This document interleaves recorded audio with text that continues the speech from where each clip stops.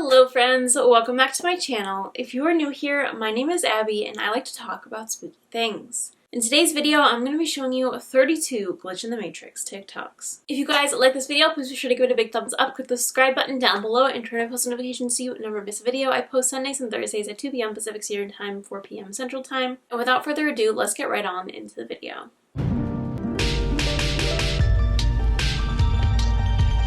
Our first TikToks with user TheWickedOne8. Y'all, I have a glitch in the Matrix happening this very fucking moment. And if anybody can explain to me any logical reasoning behind what is happening to me, I'd like to hear it, because I think that I'm either A, losing my fucking mind, or B, my brain is just going to melt in my skull. Because this makes no fucking sense, and it's fucked. So, I have this pair of gloves. It's my special burnin' shit gloves. It's the gloves I wear specifically and only to go out back and burn shit. I'm from the country, deep in the country, hillbilly as shit in the country, and yes, we burn our shit. It's just what we do. You don't like it? Sorry. Not really. But yeah. Country folk burn their shit. Whatever, get over it. Anywho, I have went as far as to write my name on these gloves because people like to steal them or lose them. And then they like to say, well, I didn't know they were yours. I had no idea. Boom. Boom. Boom. Mama. Wrote. Words are hard. Wrote it on them. Literally the very first day I got them. Before I even put them on. Wrote mama on them. And, fun fact, I just wore these maybe 7 hours ago. Not even 7 hours. I'm going to say more like 5 hours ago. Just wore them. Came inside, took them off, put them on my nightstand, laid down, again, took a little nappy poo. I just woke up. Threw on some jam pants. Some Lisa Frank inspired jam pants. I said, okay, I still have like a barrel left that I didn't do. I need to go outside and just need to knock it out, get it done. Threw on my hoodie, put my hair in a ponytail, whatever you want to call my hair, and grabbed my cigarettes, grabbed my lighter, went to grab my gloves. Put one of the gloves on. This one. Put this one on. Grabbed my other glove. Went to put it on. I said, this is weird. Something's weird. This is weird. Went to put it on again, and I'm thinking, why can't I put my glove on? Did I take bath salts in my sleep? Like, what is happening right now? Why can't I put my glove on? And then I get to looking at my glove.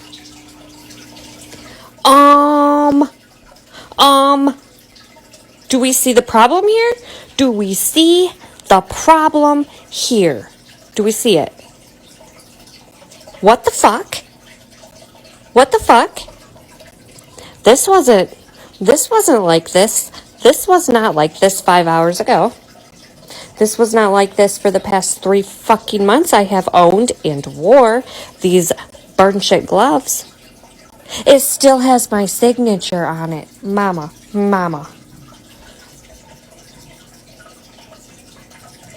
I just wore these. How? How is this?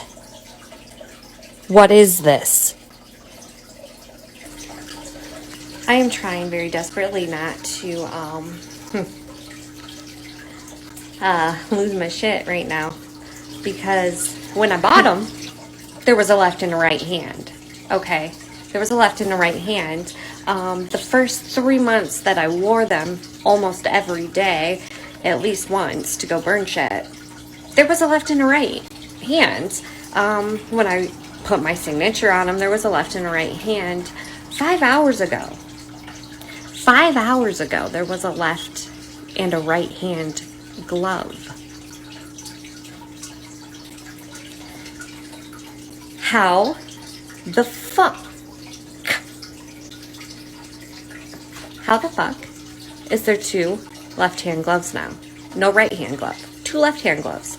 Can't put the other glove on without turning it upside down, so the rubber part's on the top of my hand, which I think I would have fucking noticed that in 3 months. I think I would have noticed that 5 hours ago. It wasn't like that. It wasn't like that when I went to sleep. And this is why I don't sleep. This is why I don't sleep, because when I sleep, weird shit happens. I don't like it. This is fucked up. Yeah. I need some Kool-Aid. I need some fucking Kool-Aid, and I need to woo-saw the shit out of myself, because I'm freaking the fuck out a little bit. This is weird. Because there's no logical explanation. There's not one explanation under the freaking fake sun that's gonna make sense. When I went to bed, I had a left and a right-handed glove. When I woke up, magically and mysteriously, my right-handed glove stayed exactly the same as it is. The signature's in the same spot with the same handwriting and the same permanent marker. Except, it is no longer a right-handed glove. It is a left-handed glove, leaving me with 2 left-handed gloves that... What the fuck? Somebody, I don't know. Ooh. Yeah, I might need some vodka in my Kool-Aid. I'm gonna maybe need some vodka and Kool-Aid. So, and it's only like 7 a.m. So, yeah, it's gonna be a day. The craziest part about this to me is, one, they're both marked with her name on it, like as they would if it was a complete set. And another thing is, they're the kind of gloves that have like the grippies and slash silicone on the bottom. So there's no way it's like she could have flipped it over and been confused. Like, you know which one's the top and which one's the bottom of the specific glove. Also, the fact that her name on it is in 2 separate places. Like, it's not like a complete duplication glitch where it's the identical thing with like identical scratch marks or stuff like we've seen in previous videos. It's a different left-hand glove that somehow appeared. I mean, like, it's the same, but it's different. Call me crazy, but what if in an alternate reality she wrote it in a different place on the glove and that one somehow fell into this reality, and maybe the right-handed glove fell into the other reality and there's another version of her over there that's like, what the heck, where did this come from? I mean, the fact that she was just using them. She set them down and then picked them up from the same spot she set them down in, and all of a sudden there's 2 of the same glove. I don't know how you explain that other than a glitch. Our next TikTok's with user geminijonny. Story time. So I work overnights at a gym, and the other day I was doing the bathroom check that I have to do every hour, where I go in, wipe the counters, mop up the floor, clean up the bathroom basically. And in our gym, our locker room and bathroom is combined, and when you walk in, you have 3 stalls. There's 2 skinny stalls and then 1 ADA stall as the last one, and then 3 urinals on the left. That doesn't matter. A couple weeks ago, I was doing my bathroom check at like 3 in the morning or something, and nobody in the bathroom, and I'm finishing up, and the last thing I do when I'm doing a bathroom check is check the quantities of things like the soap and the toilet paper and the toilet paper covers, make sure nothing needs replaced. So I go through, check the soaps, all full, good to go. First bathroom stall, toilet paper's good, toilet paper covers, good. Second bathroom stall, toilet paper's good, toilet paper covers, good. Third bathroom stall, toilet paper's good, toilet paper covers, completely empty. Box is sitting in the little holder thing. Pull the box out, go throw it in the trash, go to my little closet that's in the bathroom to get another set of toilet paper holders and to replace it. But oh, lo and behold, we are out because the person who worked before me didn't restock our storage closet. So I have to go to the big storage closet up in the front of the gym and get a whole new stack of toilet paper covers and go put it back into the bathroom storage closet. Do that. Go back to the bathroom storage closet, set them down, take the one that I'm going to replace the now should be empty one with, go back to the ADA stall. There's a full pack of toilet paper covers in it. What do you mean? First thing I did was like, maybe somebody grabbed them from one of the other stalls because they wanted to use the ADA stall. Nope, those 2 packs were still there as well in both of those stalls. So now we have 3 full packs that I don't know where the third one came from. And I can't stop thinking about it. I was so freaked out about it. I stood there for a good 30 seconds staring at this thing like there's no possible way that there's a full pack of toilet paper covers, when this whole last 5 minutes my whole goal has been to get a new pack of toilet paper covers, and I had to go up to the front because I didn't have any toilet paper covers in the closet because nobody was stocking toilet paper covers in the closet, so I had to go to the big closet, get the toilet paper covers, and bring it back to the closet, and bring a fucking new pack to the... But there's a brand new pack still in the... I checked the trash can. The empty one that I took out was in the trash can. My manager checked the cameras. Nobody else went into the closet. And if they had gone into the closet, there wasn't any toilet paper covers in there to begin with. Help. Does anybody have an explanation for this? Because everybody I tell that it doesn't have anything, and I'm losing my mind. I really like this one because it's not similar to anything we've heard previously. I feel like there's a lot of stories that like they all revolve around the same premise, but I've never heard anything about toilet paper appearing in a gym bathroom before. So I do like this one because it's like a different kind of glitch in the matrix than we normally hear. Our next TikTok's by the user waywardwilloww. I have a glitch in the matrix story that honestly, I don't know why I haven't shared yet. It is such a weird story, and honestly, people are probably gonna think I'm crazy, or they're gonna be like, you just remember it wrong. But it's Halloween time, so I'm just gonna share it, and I'm just gonna tell you what. So I have a blue buggy. I can show you, it looks like that. And I have 2 glitch in the matrix stories, actually, but the biggest one I'm going to tell you about now. But the other, they both happened in that car, now that I realize. I wonder if that car can, like, go through portals or something. This sounds so crazy. I don't really mean that. I mean, like, I don't know. It's just weird that they both... Okay, so anyways, I went to the doctor's, and this was about last year-ish, around summertime, and I was pulling into the parking lot, and as I'm pulling in the parking lot, I see that it's a really busy day. There's a lot of cars there. And so I pull around, and I see this one spot open, and I remember being, like, actually not like really upset, but I was just like disappointed that there was no pull-through spots, because obviously I love a good pull-through spot. All of the spots in front of the spots that were open were taken, so you can't pull through. So I park my car, and I'm like, whatever, and I get out of my car, and I remember this specifically. I go walk to the back of my car to go walk to the door, right? I get out, I go to the back of my car to walk around the car that way and go to the door.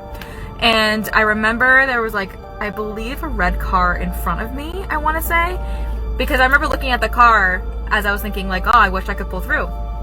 So I go to the doctor's, I'm in there, it's like a physical thing, it's nothing, it's for nothing really.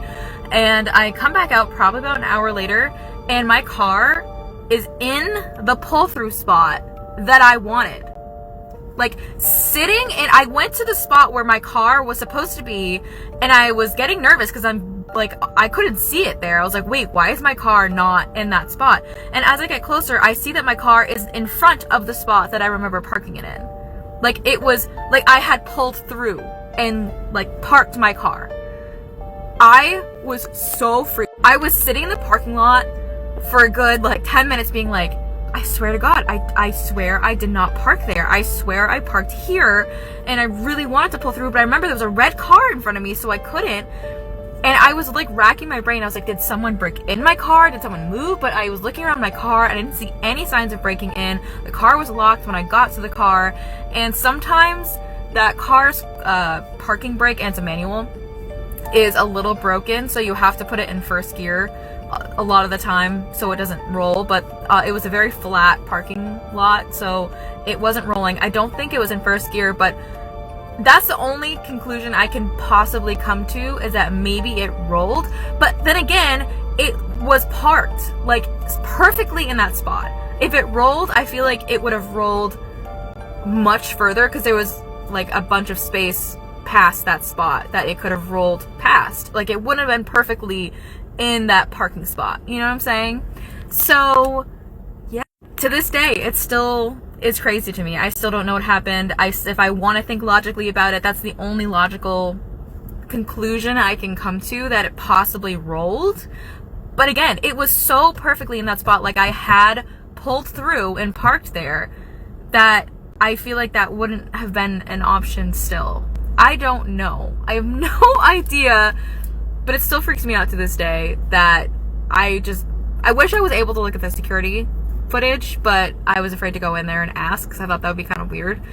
Like I said, nothing was, like, taken, nothing looked like it was broken into, so I was like, they probably won't let me look at it anyways. But yeah, I saw another girl talk about something similar to this on here, which is why I wanted to share mine, because I was like, I don't know. I still don't know what happened this day. If you have any conclusions, thoughts, ideas of what you think happened, or if you do think it's a glitch in the Matrix too, or if you have your own, let me know. I love reading them. They're so fascinating. Another quick one I will say, the other one that I had in the car was I was driving home from work. I had put my wallet into my purse that was on the floor. And then all of a sudden, like a minute later, I look back over and my wallet is sitting back onto my like center console. Like I didn't just put it away. I remember that too. That was like a couple years prior to that incident. I haven't had any other incidents since then. So that's why I'm like, I think it was some weird thing. I think I should be okay. Like I feel like I would have had more incidents like that if it was, you know, me just being like not knowing what was going on. But yeah, so those are my weird glitch in the Matrix experiences. What do you think?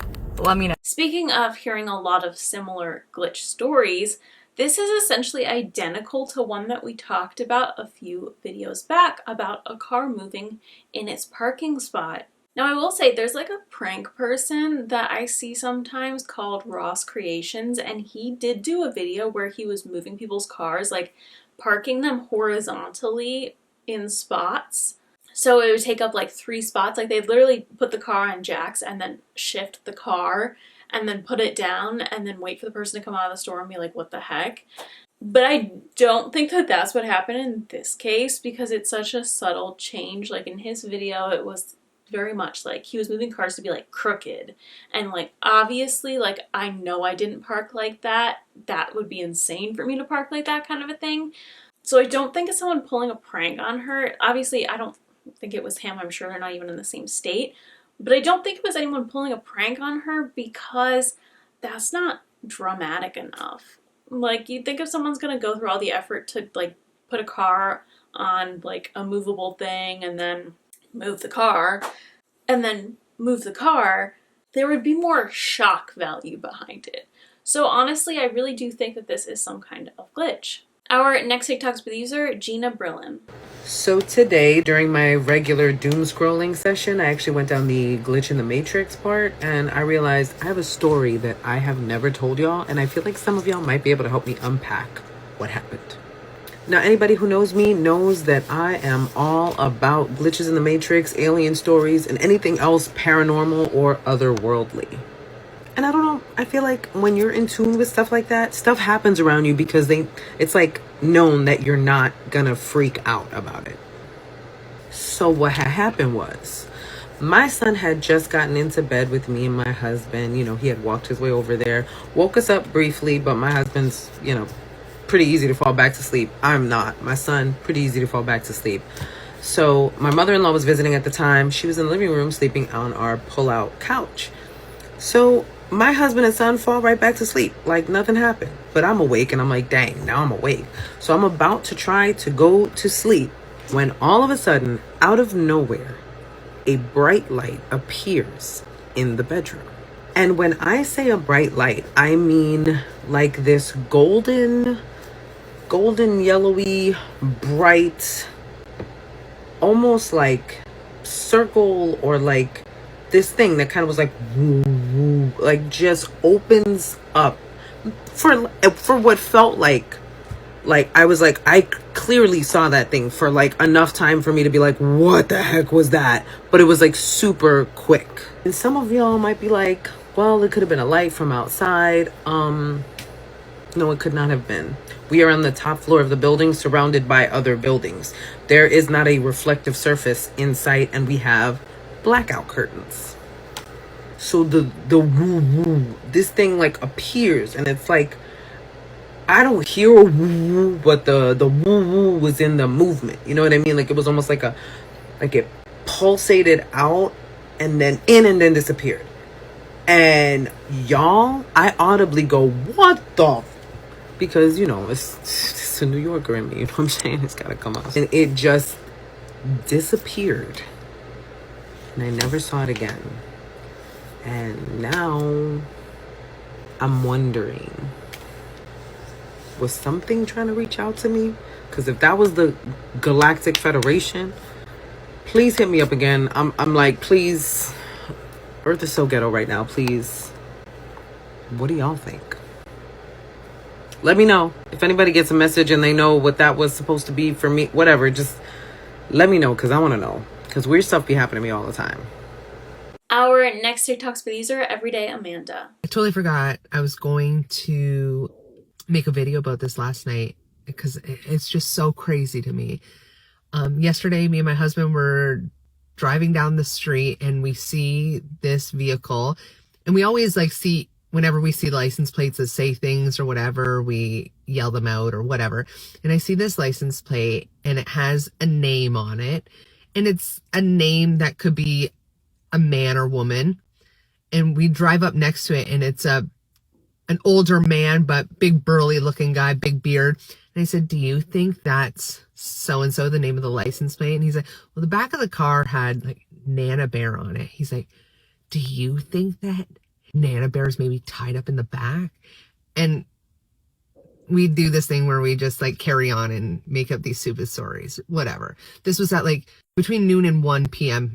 So then at 7 o'clock at night, my mom asked me if I wanted to go for a quick drive. She was buying a book off someone, a World of Warcraft book. She's such a nerd. Off of Marketplace. And so I was like, sure. So we're driving and we pull up to the house and we pull in the driveway. And I'm like, oh my God, it's that car. I'm like, what, like, I don't even know what are the chances? Like, this was on the absolute opposite side of town, with a population of 120,000 people. Like, I don't know, main character shit. Like, that's, I don't know, that's fucking crazy to me. I'm still shook over it. That'd be crazy to anybody else. It's just so weird. Anyways, thanks for listening.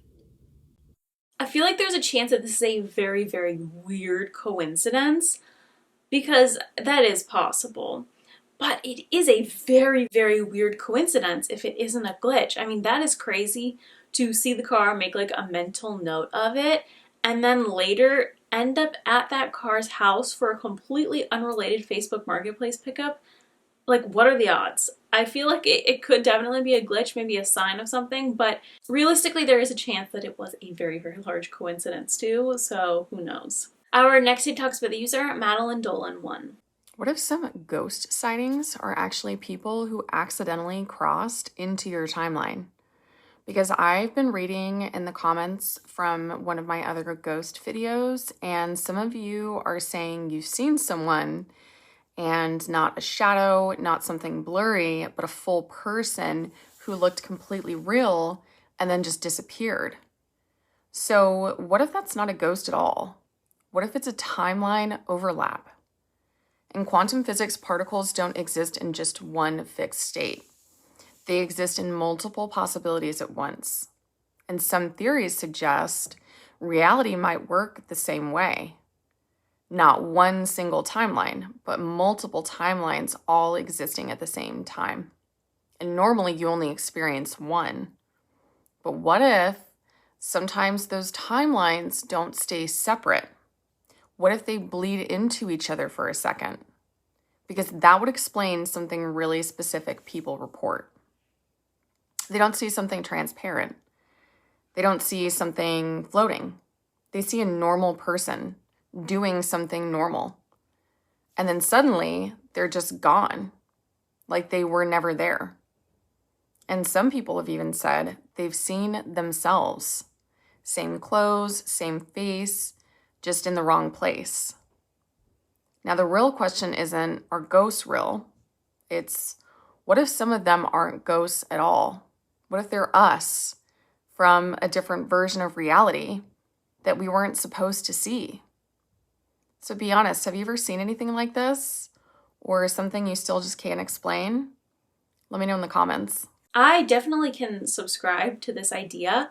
I think it is a very real possibility. I mean, not to get way too deep here, but people talk about how time is just a concept that we've come up with, that everything is happening all the time, all at once. which I feel like is a really weird thing to try and wrap your head around. But in that instance, it could be someone in another timeline is just living their life in that house, and, you know, a little bit of their essence maybe slips through into your timeline now that you're living in the house in their past. I think it is completely possible, and I think it really would be fascinating to look into how glitches in the Matrix can go hand in hand with the paranormal. Our next TikTok's by the user, jordsashleiigh. This is probably the only unexplainable thing that's happened in my life that I can't be talked out of. I saw this with my own two eyes. I was 10, 11 years old. I was at my dad's house, and a little bit of backstory. I've got two sisters on my dad's side. Well, I've got three now, but I've got two sisters on my dad's side that we have the same dad, but we have different mums. Their mum passed away when the girls were very, very young. So I'm around 10, 11 years old. I'm at my dad's house, and during the daytime, one of my younger sisters were playing something called a flint. Not too sure what it is. It's like a little bit of slate, I think, used to like set fires. It feels like it's the middle of the night. We get woken up after going to bed, and my dad is like, you need to find this flint. I need it for tomorrow. I can't find this flint anywhere. We're searching and searching and searching for this flint. Cannot find it anywhere because I'm the oldest. I'm kind of getting the blame for it. Spent the majority of the night looking for it. Didn't find it. Went to bed for the remainder of the night. In the morning, my nan used to come round, used to take us to the car boot sale, and she noticed that we're all a bit down, we're all a bit tired, and she took me to the side and she's like, what's wrong, what's wrong? And I told her, and I was like, Dad made us look for the flint for a lot of the night. And my nan was a very tiny woman. She was like 5 foot something at the time, 5'1", 2, 3, and my dad must have been just under 6 foot. And I remember her going to this little kitchen and telling him off. This kitchen is a little kitchen, and I'm like standing in the hallway before the kitchen. My nan's like shaking her finger, telling him off, saying like, you don't do this to these girls in the night, whatever. And out of nowhere, this flint drops from the ceiling and hits him on the head. I have spotlights in my house, so I can't show you, but you know, if you had a pendant light and like it connects from that circle where it connects the ceiling to the circle, it's like it shifted out of the way, and this flint fell through it and hit him on the head. My nan said that it was the girl's mum doing that, and it was a punishment for him telling us off. I don't know how that flint went missing and then fell through the ceiling and hit him on the head at that perfect time. I can't explain it. I've got some other stories about my nan. She was a very supernatural woman, very creepy at times. Some things that she's told me that really stayed with me. But yeah, that I don't know how that happened. I can't explain it.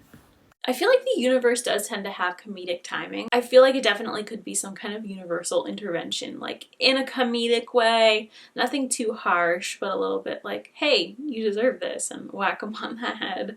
Our next two TikToks are by the user lindsayscreepystorytime. One of my followers, her name is Alyssa, she sent this story in to me, and it is freaking wild. Starting off strong, she says, I lost 8 hours of my life. She said she had to build the courage to tell this story because not many people believe her when she does. She even said, let me just warn you, I even felt crazy typing this, but buckle up and get ready for this ride. This takes place in 2011, and she is about to graduate from high school. She was living in a small rural town in Indiana. You know the type, one gas station, one stoplight, a graduating class of like 40 kids. Very small. Since it's the end of senior year, she says there were a lot of parties taking place. And since they're kind of in the middle of nowhere, many of these parties were taking place in the woods. So she and a friend were invited to one of these parties in the woods on a private property owned by one of their friends. It was the plan to camp out there. So they showed up around 7 p.m., parked near the edge of the woods, and walked into the woods to go to the party. Okay, so take note. They heard the sound of the music coming through the trees, and they could see the glow of the fire. So it wasn't very far inside of the woods from the tree line where they parked. But then everything changed. She said things got very weird. The deeper it went, the quieter it got. She said that the music started getting more faint and eventually it stopped. It got colder outside. Even the bugs were silent now. She said at one point they were both very confused because they knew it should not have been more than a 5-minute walk. And remember, at first, they could even see and hear this from the edge of the woods. And now, nothing. So they're getting a little bit creeped out now, and they are not having any luck finding this campsite. So they decide they're going to try to call some friends. But guys, both of their flip phones were dead. And she said that that was weird for a few reasons. And if you know, you know. Because those flip phones batteries, they lasted forever. And both of them knew that they had fully charged phones when they left their house. So Alyssa says she's really big on following her intuition and things were not feeling right at all. So she decides that they're going to turn around and head back to the car. And then it just keeps getting freakier, guys. She says that as they turned around and they kept going, they noticed that nothing looked familiar. The literal pathway that they came in on was not there anymore. She says even the woods felt different, even though they knew the area well. And then they started hearing something coming from up behind them, almost like footsteps. So along with the footsteps is the sound of rustling. And Alyssa said that her friend even said she saw a tall, dark figure standing in the trees. And while she didn't see it herself, they both started to hustle out of there. Okay, guys, listen to this. So they did eventually make it out of the woods, but their car was parked on the opposite side of the freaking road. It was even facing the wrong direction. And she says that should have been impossible. They were kind of chalking it up to maybe a friend was playing tricks on them, but they weren't sticking around to find out. They got in that car. And it just keeps getting stranger. So at first, the car wouldn't freaking start. They kept trying and it would not budge. And then eventually it did turn over, but they noticed that the dashboard clock wasn't working. Like, what is freaking going on here? They were like, I had no idea what time it was. The freaking air conditioner wasn't working. It was so weird because it was like everything about the car wasn't working, but it still started. And they're nervous it's gonna die. So they took off and they are heading home now. So to lighten the mood a little bit, she tried to turn the radio on while they were headed home, and that didn't even work. She said it did not work at all. There was nothing, no static, just silence. And they were teenage girls. They don't know how cars are supposed to work. So as they drive home in silence, they start to both notice that nothing is looking familiar. She said, just as a refresher too, this was a small town. They knew everybody and they knew every road. This was extremely weird that they had no idea where they were. And then when they approached a graveyard that they knew was not supposed to be there, they knew something was very, very wrong. She said that they had to pull over into a church parking lot across the way because the friend that was driving needed a minute. She was freaking out, like uncontrollably inconsolable. Alyssa said she was fine to switch driving with her. But at first they did get out to kind of take a breath of fresh air and try to rationalize this. And as they were kind of milling around in that area, they saw a shadow dart in front of them. She said, we couldn't tell what it was and we didn't care. Something unexplainable was happening to us. It was wrong and they just wanted to get the heck out of there. She said even as they drove away, they saw a shadow figure of a man-shaped being standing there in the headlights as they drove past it on the road. So they sped out of there and they are driving fast down the road, continuing on. Nothing is looking familiar, no houses. They were just trees and fields, not even any road signs. She said there was just nothing to gather their bearings with or to sort of mark in their minds for where they might be, except for when they approached the same freaking graveyard. They said they were continuously going in that same direction. They never turned around, but it was like they looped back to this. Alyssa said she literally felt like she was dreaming and her friend was in hysterics and she needed to make a decision. She said something inside of her told her not to pass the graveyard again. She said she doesn't know why or what, but she just had this inner knowing. She said, but it was so urgent that she slammed on her brakes and she did a U-turn and she just went the opposite direction. She said she wasn't sure that if going the opposite direction would still bring her back to the same graveyard, but she could not stop thinking about like being stuck in a time loop forever. It just kept going over and over in her head. She was just trying to keep cool and get the heck out of that situation. She says that after a few minutes of erratic and damn near uncontrollable driving, they eventually did start seeing signs again. They started being able to hear the sounds of outside again from outside the window, and then the radio started working again. She said the overall vibe felt so much better, and that eventually they came up to the woods where that initial party was at again. But this time, she said they did see friends' cars parked in the field across the street. Thinking back, they were pretty naive teenagers at the time because they decided they're gonna park, get out, and go see if they can find their friends. So after a very short walk, they did find the campsite. But what they found was very unusual. She said that while the fire was still burning, everybody was now asleep. So they woke everybody up to tell them what happened and explain why they were so late, and also to find out why is everybody freaking sleeping already. She said, side note, that the entire experience that they had from start to finish felt like it was probably about an hour of time. But when their friends woke up and they started talking and realized what was going on, they noticed that they had been missing for 8 hours. Lost 8 hours of time. Nobody knew where they were. And she was like, how could we have been missing for that long? Like, we absolutely were not gone that long. So after having talks with their friends, they learned that one of them said that the graveyard that they were describing sounds like one that's like 20 minutes away, and it was known for disappearances. They weren't quite sure what she meant by that, but the friend did say the aunt has some stories, some lore about the area. So they all decided, we're gonna go over and stop in at this aunt's because we want to hear the story from her. So they all pile in the car and they head off to the aunt's, about a 20-minute drive. And she's thinking to herself, this has got to be like a lost cause or something. But now the friends are just as invested in this as they were. Everybody wants answers. All right, guys, listen, don't come for me. I have to do a part 2 because this is going to surpass 10 minutes and I don't want to rush this story.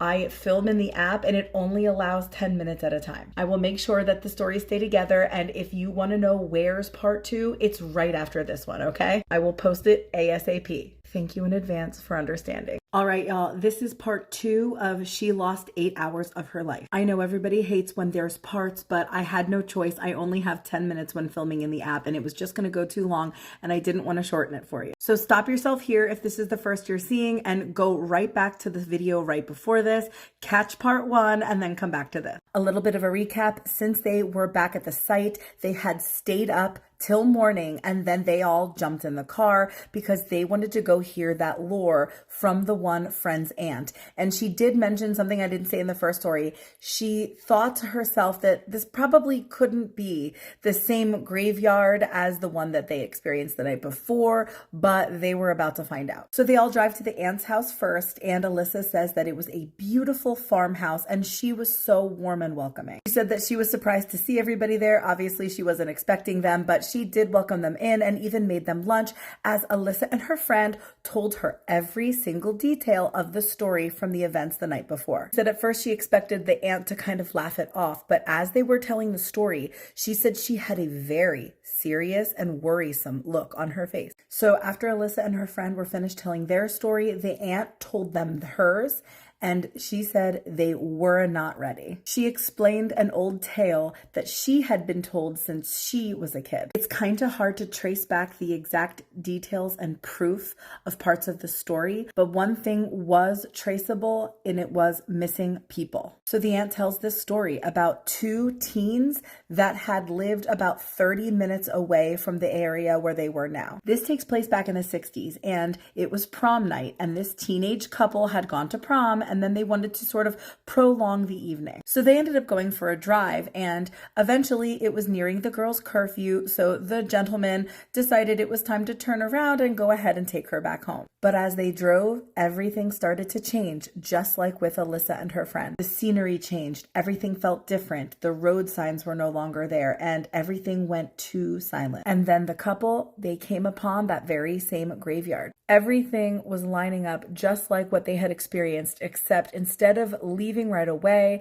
they kind of got out and decided to check it out and kind of try to figure out where they were. So the story ends with their vehicle being found at that church parking lot right across from that graveyard, and it was abandoned and they were never found. People found the car with their doors still wide open, and it was said that they must have stumbled upon some dark energy that night at the graveyard. And nobody knows how they got to that gravesite, which was 30 minutes from their hometown. But this aunt telling that story is almost certain that whatever it was that made them vanish into thin air was also that same dark, evil energy that Alyssa and her friend had experienced that night. And no one will ever know truly what happened to them, but one thing is for sure, that couple really did exist and they did go missing that night. And I know people might question, how does anybody know the details of that story since they were missing and they weren't around to tell the tale? But isn't it interesting how it lines up exactly the same as what Alyssa and her friend experienced? Freaking creepy. Okay, so now everybody's like, okay, take us to this graveyard now. We got to see it ourselves. And the aunt was very apprehensive at first, but with some persuading, she did agree she'll take them there as long as they promise not to get out of the vehicle. So they all piled in the back of her pickup truck and she drove them down that old country road. To Alyssa's surprise, it actually ended up being the exact same graveyard that her and her friend stumbled upon the night before. It was identical, same church, everything. And she will never forget the look on her friend's face as they approached it. She said that the graveyard was in the opposite direction that they had been driving, and also on the opposite side of the county. There was just no way. She says a lot of people, they refuse to believe what they say happened to them that night. And she says sometimes she even feels a little bit crazy when she tells the story, but she still feels that uneasy feeling that she felt that night. When she closes her eyes and she thinks back, she can remember every vivid detail, including that shadow figure that was in the middle of the road. And she says that she believes without a doubt that if they would have kept going and passed that graveyard one more time, that they would not ever have made it out. Alyssa says she is now in her 30s, but not a day goes by without her thinking about the events that happened that night and how she lost 8 hours of her life. She says that over the years, she has been really discouraged to tell new people this story, but once she came upon Creepy Story Time, she knew that today was the day. And I feel so thankful and fortunate that she trusted me with her story. So guys, let her know your thoughts in the comments. I am sure she'll be in there to read them. She is hoping that someone will see this and maybe be able to shed a little bit of light on what might have happened that night. Or maybe even someone can share a similar experience. And if you have a wild and creepy story of your own, I would love to hear it. And if you're new here, follow for more Creepy Story Time. This one is absolutely insane and terrifying. I feel like this also could be maybe considered paranormal as well. And I mean, we'll never know because, and I mean, truthfully, we'll never know which this actually is. Bear with me here today. I'm having like a very off day, but I really wanted to film something for you guys because it's been a while and my brain's just wonky, not forming words the way I should be. But the car just kind of jumping, and the fact that they're missing 8 hours of time is absolutely insane. And I feel like that definitely really does lean towards glitch. But part of the like being trapped in the cemetery, like you pass it twice and then, I don't know, you're like sucked in and you're gone forever. That makes me feel like it's a paranormal thing. And I think this kind of goes back to, I think glitches and the paranormal can kind of go hand in hand. But this is genuinely one of the creepiest stories I have ever heard. Our next It Talks About user, kailverse.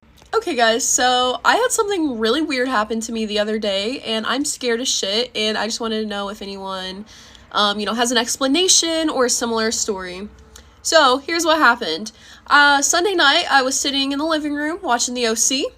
I had gotten up to like grab something. I don't know what it was, like a drink or something. So I paused the TV and I set the remote on the middle cushion of my couch. So our couch has just like 3 cushions. I set it on the middle. We have like a blanket draped over the couch, so I set it right on top of that in the middle, right? Went up to go get whatever I was getting. Came back and now the remote is gone. So I was like, what the fuck? Like, where'd it go? I definitely put it right there. Alright, so, I look around for a minute, I couldn't find it, so I was like, whatever, like, I'm about done watching TV, so I just go to my room, okay? All right, and then the next day is Monday, so I had gotten home from work on Monday, and my mom was here, and she's getting ready for work, and I asked her, I'm like, hey, did you happen to find, like, the remote for the living room? Like, I can't find it. And she's like, no, Kaylin, like, I haven't been home. Well, I was like, okay, whatever. So she actually ends up coming into the living room and helps me, like, look for it again. So we took off every single cushion, and, like, the front and back, we took off every cushion, every pillow. We have 2 blankets on the couch. We took those off, like, shook them out. The remote's not there. It's not in the couch. I mean, we took the cushions off. We moved the couch. It's not behind it. It's not under it. And otherwise, we don't really have anything else around the couch. So we're like, it's just not here. Like, it's gone. And my mom's like, did you, like, bring it to your room or anything? I'm like, no, I didn't. And I mean, I looked in here too, like, just in case. But no, like, I did not. So, I mean, we looked for it, right? Like, it's not there. Okay, and then side note, this is the remote for, like, my room. So the only difference between my room remote and the remote in the living room is the living room remote has, like, the Netflix, Hulu, like, Disney Plus button. So you can, like, click it faster, you know? Okay, so they're different. Anyways, so Monday night, my mom, you know, went to work, she got back home, and she always, like, watches TV in the living room. So she, like, looked again for the remote, because we still had not found it. So she looked again on the couch, like, you know, just one more time, right? Still not there, okay? All right, and then my mom knows that my remote works for, like, the living room. So she was like, hey, can you bring the remote in here and put my show on for me? So I was like, yeah, I got you. So I went in there, and then I put on her show, and, like, I brought mine back in my room because I was, like, using it to watch TV in my room, right? So whatever, she's watching her show in there, so that I put on with my remote, right? Okay, and then about an hour later, I had gone into, like, the kitchen to fill up my Stanley. And my mom was like, hey, Kaylin, like, I'm falling asleep. Can you pause the TV with your remote? So she's, like, still in the living room. She's about to, like, take a nap or whatever. So I go in there with my remote. I pause the TV, right? Okay, go back to my room. I'm chilling. And then about an hour later, my mom's, like, knocking on my door, like, banging on my door damn near. And she's like, Kaylin, are you fucking with me? Like, I'm like, what? What are you talking about? What? And she, like, comes in, and she was like, she has the remote, the living room remote in her hand. And she was like, you didn't put this on me. And I'm like, no, what the fuck? And I was like, is that the remote? You found it? She's like, Kaylin, I just woke up from my nap, and the remote is laying on my chest. So this remote, the living room remote that we've been looking for, is dead ass it was just lying on her chest. I was like, what? The fuck do you mean she's lying on your chest? And I was like, are you fucking with me? And she's like, no, are you? Did you put it on me? I'm like, girl, I didn't know. I haven't been able to find that in days. What do you mean? So yeah. So the remote's just lying on her chest. What? And she's not messing with me. I'm not messing with her. This is real, y'all. Like, so we're, like, super freaking scared. I mean, she comes in my room, and, like, we basically just hung out in my bed the rest of the night. Like, we were scared as shit, dude. Like, we were crying, like, chills on our bodies. Like, how is this possible? And now that you guys know that we found the remote, that it appeared, right? This is what it looks like. This is how you know it's different. It has that Netflix, Hulu, Prime Video. So that's how you know it wasn't my remote, okay? But guys, like, when I tell you we shook out the blankets, we emptied the couch, I mean, it's the fact that there is no logical explanation onto how it could have just ended up on top of her. Like, there's nowhere it could have fallen from. It's not that it was wrapped in a blanket. I mean, we emptied that couch apart. We tore it apart. I mean, how did it end up on her? That's the question. How in the hell did it just... It's just funny, too, because I, like, really made it a point that I lost the remote on Monday. And my mom was in the middle of getting ready, and she even took the time to come help me. And even I was like, that's kind of weird. You actually, like, helped me, because she was running late. And she was like, yeah, you're right. So, yeah, guys, if anyone has an explanation on how I sat the remote down, it disappeared out of thin air and appeared right back just lying on my mom, let me know, because I'm scared as shit. I mean, we're both still thrown off. Like, I don't know if it's like, you know, yeah, I don't know if we jump timelines, the Matrix. I don't know what's going on, but seriously, if you've had the same thing happen or have, you know, a guess, I don't know if it's a ghost, like, let me know, because we're scared. I think this is kind of another example of how the universe seems to have, like, a sense of humor. Because the fact that it's just appearing after all this time, I think it's definitely a glitch, because how else do you explain it? There definitely are times where something's right in front of your face and you don't see it, or like you're looking for your phone but it's in your hand, or you're looking for your glasses but they're on your head. But I think because there's two of them and neither of them could find it, and it had been such a long time, I really do think it was never there to begin with. It just magically popped up like a glitch. Our next TikToks with user Kate Ash 19. Can it be a Mandela effect if it only happened to you? Like if it wasn't a big collective experience and it was something like only you and maybe like you and one other person remember? Or is that just a glitch in the matrix, a timeline shift? Because my mom and I were going for a walk a week or two ago, and we were passing by this house towards the end of our block, and this woman had lived there for a really long time but never really spoke to her. My mom said, "Hi, how are you?" And the woman was nice and was like, "Hey, how's it going?" And like we continued on our walk. And I turned to my mom and I was like, "Oh, since when are we friendly with her?" My mom was like, "What are you talking about?" And I was like, I thought she was nasty. Like I thought we didn't really talk to her. I mean, like you might say a polite hello because that's just the neighborly thing to do. But like you seem very friendly with her. And last I remember, she was not that friendly. And my mom was like, "What are you talking about?" And I was like, "Remember when we had Riley, my dog, we weren't allowed to walk the dog on her lawn because a few years ago I was walking the dog on her lawn, and listen, I'm the kind of dog walker, like if there's a sign that says like no pooping, no peeing, like I make sure my dog doesn't do it. I clean up after her, all that.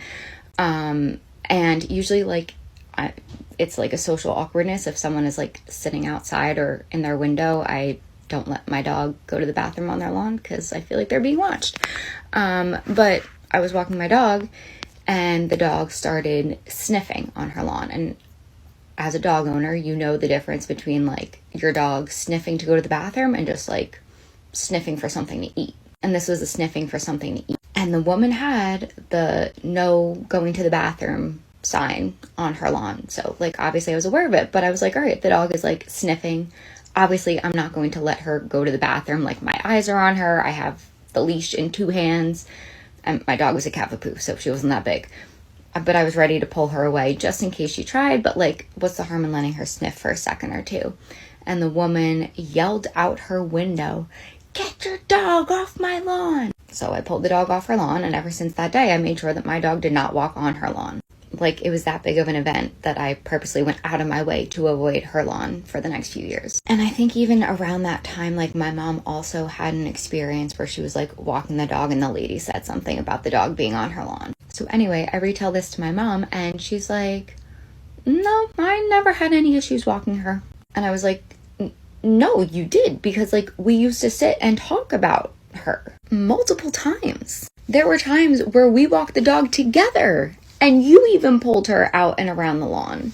Times where I guess you didn't trust me to pull her off the lawn, so you took the leash as we passed that house to make sure that the dog did not step foot on her lawn and then gave me back the leash. You don't remember any of that?" She's like, "No, the woman's always been nice." So I was like, am I confused? Like, did someone move out and this is like a new lady and I just didn't know? And she's like, "No, it's always been that lady." So I'm convinced it has to be some glitch in the matrix that like I remember all this and she apparently doesn't. Now, I do not think this would be considered a Mandela effect. A Mandela effect is more so when there's a large group of people who swear that something happened but it didn't, or swear something was one way.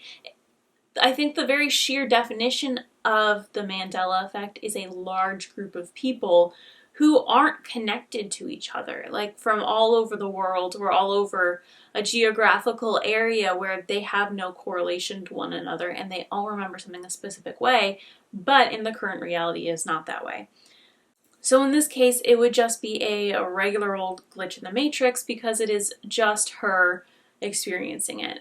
I think definitely the differentiator between a glitch in the matrix and a Mandela effect, while I think Mandela effect does fall under the category of glitch in the matrix, it is its own separate entity in the sense that it has to be a large group of people that have no real connection to each other. Our next TikTok is by the user iamseaweedongod.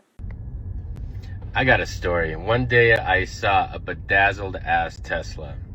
just like pink candy sparkly paint job, something you'd see in the Fast and Furious movie. So I'm like, all right, I gotta talk to this girl, because it was a woman driving it. So I plug up next to her. I go, hey, so what's it like having a car like this, or a paint job like this? She goes, what do you mean? And like, as I go into this explanation, trying to like explain to her what I mean, I see a couple cars with crazy paint jobs pass through. One was blue, one was purple, just like really bright, like pearlescent type. You know what I'm talking about.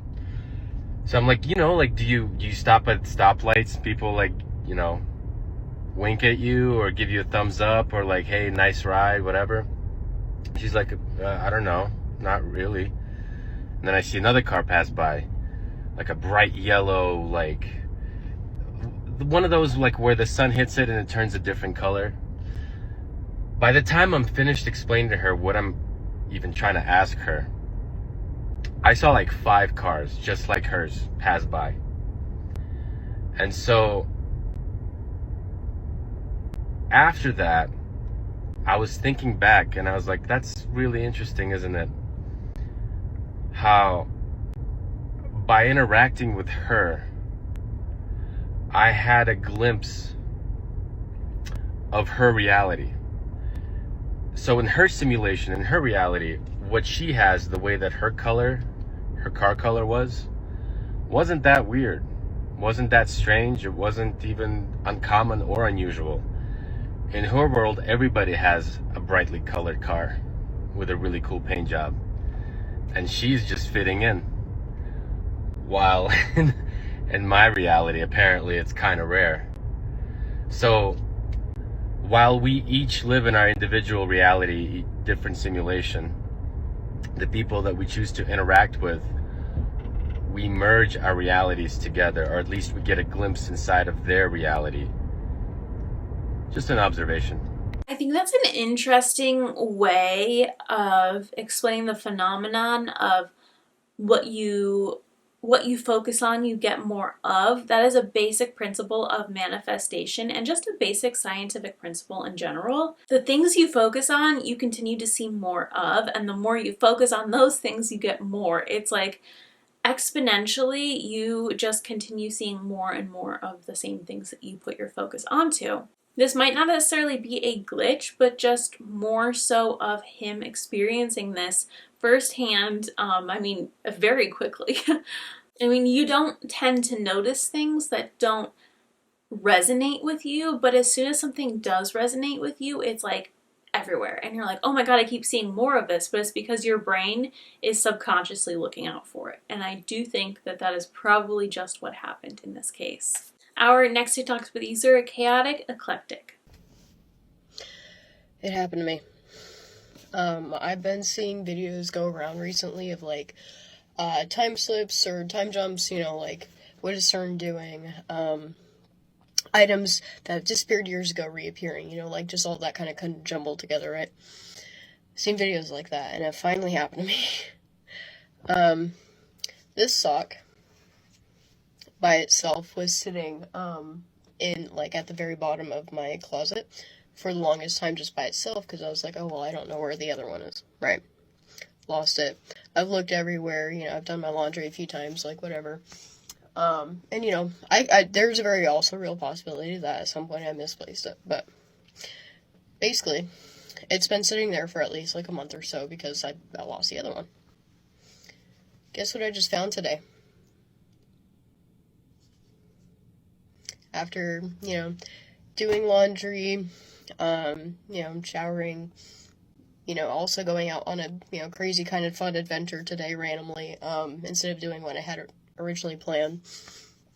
You know, all these things. And then I also just got recently done watching a movie, called Good Luck, Have Fun, Don't Die, I think it's called, which is kind of a weird, time jumpy, weird movie. And it doesn't help that I also technically kind of very much felt almost awakened by this movie. I mean, because it is what is happening currently, and it should be watched and taken very seriously, because it is what our reality is trending to. But also, I related to one of the characters a little too much, including to the point of the son, like, giving birth, like, stuff like that. I only have the one son. And it was in weird, crazy circumstances kind of thing. So, like, watching that, just getting back from that, this was not in my laundry, by the way. Like, this was not what I was washing at all. Like, the one was clean, sitting there forever, was not touched. And then what I just got done washing, this was not anywhere in it. So, and the craziest thing is I found it right next to it. In the closet laying next to it. Not in my laundry or anything like that. Like, so. Something's happening. Something's coming. Everything is more serious and everybody's taking it, and we need to start taking it more serious and actually doing something. And, things are crazy. We should do something about the government and CERN, because CERN is involved in it with their weird particle physics CERN firing up the Hadron Collider bullshit. And they're also trying to expand to make a bigger one. So, yeah, let's get on that. It's just getting weird. Our next TikTok is with user onetyoneaaron. About a year and a half ago, I died in a car accident on my way home from work. And then a little over an hour later, I was pulling into my driveway. So it was around 3, maybe 3:30 in the afternoon, and I was driving home from one of my last photo shoots of the day. And there's this gas station. In this stretch of area, there's nothing around. There's not a lot of houses. It's mostly farmland. Every once in a while, you might see some small business that does so. Anyway, there's this one gas station that I'd always pass, that whether I was going to a shoot or from a shoot, it's west of my house. And it's a frequent stop for a lot of like semi trucks and stuff, because it's kind of the only gas station for like 30 miles. It's Michigan. And so when I was coming up to the gas station, and it's on my left hand side, and I'm going about 60 on this road, a little over the speed limit. It's fine. Anyway, there was a semi truck coming in the oncoming lane, and we're gonna be passing each other in a second here, and in the parking lot of that gas station, there's another semi truck that's ready to pull out. I don't know what's pulling out behind that truck or whatever, but as the semi truck's passing me and I'm driving by, I see the front end of that semi truck actually pull out into the oncoming lane where I'm at, or into my lane from behind that oncoming lane of that truck. And I hit the side of that truck going 60 because it had just peaked out. And the front end of my car had crushed in. It was like from the headlight all the way to the steering wheel. And the steering wheel came in, hit me with an incredible amount of force. This part of the door, I don't know what you call that, like the door frame or whatever. It had crushed in. The windows had like shattered. My phone went flying onto the floor, and I hit it with such force that it lifted my car up and like pincered it, and I like spun around the front of that semi truck, and then this side of the car hit the front end of that truck, and I spun out and went down into the ditch across the street, and I couldn't breathe. I felt like every bone in my chest had been like broken or it caved in, and I could barely breathe. I had blood coming down my face, and I was trying to reach for my phone. I couldn't reach my phone. It had fallen on the floorboard, and so I'm trying to reach it. I can't breathe. And I'm feeling like I need to be able to call somebody and let them know that I'm probably not going to make it home.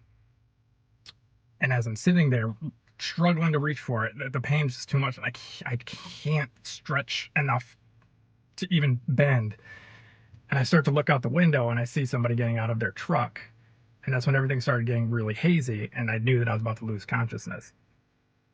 Everything started getting dark. It was like not a normal, like I've been knocked out before. And this was like a gray, purple, dark hue that just super tunnel vision. Everything started getting really echoey, and I could feel my heartbeat in my throat. And then I was out. And as I was fading out, I was thinking to myself, "This is it. I'm not gonna be able to say bye to my kids. they're gonna get a call later. It was scary. And then the next thing that I know,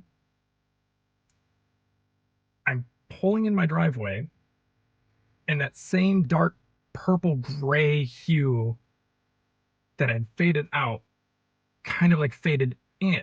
Everything was really staticky and echoey sounding, and it came into view. And my partner at the time was standing on the front porch. I think she was talking to her mom on the phone, or maybe one of her sisters out, but she was talking to somebody on the phone. And I pull in the driveway and put it in park, and I'm super confused because I don't know what's happening and I don't know what's going on. And I get out of the car and I just stand there. And I stood there for a good 5 minutes before she asked me, like, is everything okay? And I couldn't speak. I don't understand what happened. I felt like I was going crazy. And like to this day, I can remember how all of that felt and how terrifying it was. But I don't understand what happened, because that can't happen. So did I have like a mental break? I don't know, but somehow I went from driving home to that to being home. And I haven't really told anybody about it except for her at the time and my mom, because I felt like I was going crazy. And I can remember it so clearly and so viscerally. And the smells and the sounds. I don't know what to make of it, but has anybody else had a crazy experience like that? Or just so I know that I'm not alone? I think that there is a real possibility that he did pass on in one timeline and jumped to another where he didn't. I mean, the way he explains this, he is genuinely shocked and confused, and you can tell he experienced, like, what he's explaining is what he experienced. He's not making this up. I think very much so that he jumped timelines after being in a fatal accident. Our next TikTok's by the user, ashleeinc. Y'all have to hear this glitch in the matrix time loop gas station story time and tell me what you think. If you know, you know. But this is another one. This came from someone named Rusty. And Rusty says this took place about 10 years ago when he was 28 and working at a small gas station in Alabama. The place was nothing fancy. It had just a few pumps. And it was the kind of place that had the same burnt coffee that they never changed and a lottery machine that beeped every time the tickets ran low. But Rusty had worked there for 2 years. And he says that he knew every crack in the floor tile and most of the people that came into the gas station because it was a small town and they didn't see too much outside traffic. Rusty worked primarily overnights, and he said he mostly liked the job. It was very low effort. He didn't have to do much. But the thing that annoyed him most about the job was that he and his coworkers joked that pump 2 was cursed. And the reason it was cursed was because the display would always reset to 0.00 on both the price and the gas. And so people who were unfamiliar with this gas station and that pump always came in and had to have them come out and reset it by just pressing a little red reset button. And it annoyed Rusty because it just caused him to have to walk outside for people who didn't know any better. And they had alerted management, they had alerted corporate, and every time they would send somebody out to fix it and they would say it's fixed, but it never was fixed. The night the story takes place was a Thursday, and Rusty says he knows this because the beer delivery had come earlier that day and he was in the middle of putting it away when a beat up silver Tacoma pulls into the lot, and it pulls up to pump number 2, and Rusty sees it outside and he's immediately annoyed because he knows he's going to have to go out there because he doesn't recognize the truck. But a man gets out and he has neck tattoos and he has broad shoulders, and Rusty recognized the guy as soon as he stepped out of his truck, not because he knew the guy, but because he recognized him from his mugshot that had been circulating on social media among his friend group, because the guy lived about a town or two over and had recently been released from the state jail or prison after serving out a sentence for severely beating 2 men a few years prior in a bad bar fight that put both of the men in the ICU. Rusty says not a whole lot goes on in that town, so when something like this happens, the whole county hears about it. And so everybody had seen this guy's mugshot. And what Rusty remembered from it was that the guy had dead eyes. He said he looked like the kind of guy that you just did not want to run into in a dark alley. He looks like the kind of guy that made him want to lock the door before the guy even stepped inside. But the guy pulls up to the pump, he fills up without problem, and then he comes in. Rusty said he hadn't even been outside to reset the pump that night, so he wasn't sure how the guy managed to fill up, but he doesn't ask any questions. Obviously, the guy walks in, he grabs a honey bun from the snack aisle, he goes and he gets a drink from a cooler, and then he walks to the counter and he asks for a tobacco product behind the counter. Rusty hands it to him, he charges him, and the guy doesn't say hello or anything, but he says, "Is pump 2 still acting up?" Rusty says, yeah, it always does. How'd you know? And the guy doesn't smile or anything, but he said, you about to eat your turkey sandwich? And Rusty said that struck him as odd because he had the same turkey sandwich every day at 2:30 in the morning. He looks at the clock and it's 1:47, and he said his stomach dropped because not even his girlfriend knows about his turkey sandwich routine. He started to panic because he thought that maybe this guy had been casing the place since his release from jail. It was a real possibility because Rusty worked alone, and he said anyone who came into the store late at night on a regular basis would have known this. So maybe this guy had friends on the outside who told him that he would be alone and that this gas station could have been a prime target. But as Rusty's having these thoughts, the guy pipes up again and he says, let me ask you a question. When I stepped out of my truck, did you go back to the switch on the ice machine to flip the security monitor so you could watch the back lot, the same that you do every time you feel watched? And that was also an odd comment because Rusty said that was a private thing that he did anytime he just felt a little bit spooked in the store, but nobody knew about it, not even the people he worked with. So he goes, look, man, I don't know you. You've never been in here. And then this guy smiles for the first time and he puts his stuff down on the counter and he leans toward Rusty. He goes, let me tell you something. On the inside, I was part of this neural mapping program. That's how I got out early. He tells him it was voluntary, that it was a memory mapping experiment, and that they paired them with civilians on the outside through some kind of helmet that they were testing for the feds. And they said, you got out early if you finished a full year. He said they told us it was all simulated data, that it was all fake, but it felt real to me, like I could actually see what was going on outside. And I got out 6 months early because of it. And then he laughs and he says, I guess they picked you as my civilian. Rusty doesn't even know what to say at this point, but the guy just grabs his change, he grabs his stuff, and he heads back out to the parking lot, gets in his truck, and Rusty watches as his taillights disappear down the dark road. Rusty has no idea what to make of the situation. He is still standing there stunned, trying to figure out what just happened, when 10 minutes later at 1:57, the same beat-up silver Tacoma pulls into the gas station and pulls up to pump 2. This same guy gets out of the truck, he fills up at the pump, he comes into the gas station, no hellos, eyes just darting around, grabs his honey bun, grabs his drink, and comes to the counter and asks for a tobacco product behind the register, and then looks at Rusty straight in the eye and says, pump 2 still acting up? Rusty says he felt like he was going to throw up all over the counter. The register tape showed the first transaction at 1:47. But now here he was ringing it all up over again. And he says, weren't you just here, man? And the guy leans on the counter and he goes, let me tell you something about that program. They said the memories would fade, but yours just got stronger. That's why I knew you'd still be here. Rusty said he couldn't speak. He just nodded once and the guy took his change and left. As soon as the guy left a second time, Rusty said he immediately went to check the cameras, and the cameras showed the man entering the store 2 different times 10 minutes apart. But when he counted the drawer at shift change, the cash only added up to 1 sale. It was short the exact amount that the man had paid for twice. Rusty tried to explain it away as coincidence, and he tried to put the man out of his mind. A week went by with no signs of this man coming back, and he was still sort of on guard, thinking that the man may have been casing the joint, and if not, maybe it was just the ramblings of a crazy person. But the following Thursday, he was putting the beer order again when the same beat-up silver Tacoma pulls into pump 2. Rusty's stomach dropped. The man walks in, he grabs a honey bun, he grabs a drink, he comes to the counter and asks for a tobacco product. He says, pump 2 still acting up again? There's no hello, there's no smile in his eyes, and Rusty just says, what is going on with you, man? And the guy says, they told me the experiment would end when I left. He says, but I think something happened, and I keep living the same night over and over, and you're always here, but you never remember me. Rusty says, no, I remember you. You were in here last week, and we had a very similar, very strange conversation. And the guy just reaches in his pocket, and he pulls out register tape, and he hands it to him, and he says, look at this. It was for the exact same transaction dated earlier in that same night, and on the back was a little smiley face. Rusty had doodled a smiley face on the register tape earlier, except he said that man hadn't come in that night, and he had never given him that receipt. Rusty is stunned again, and he's looking around, and he's thinking that this man has now been watching him through the windows, but he doesn't understand because there's nothing around.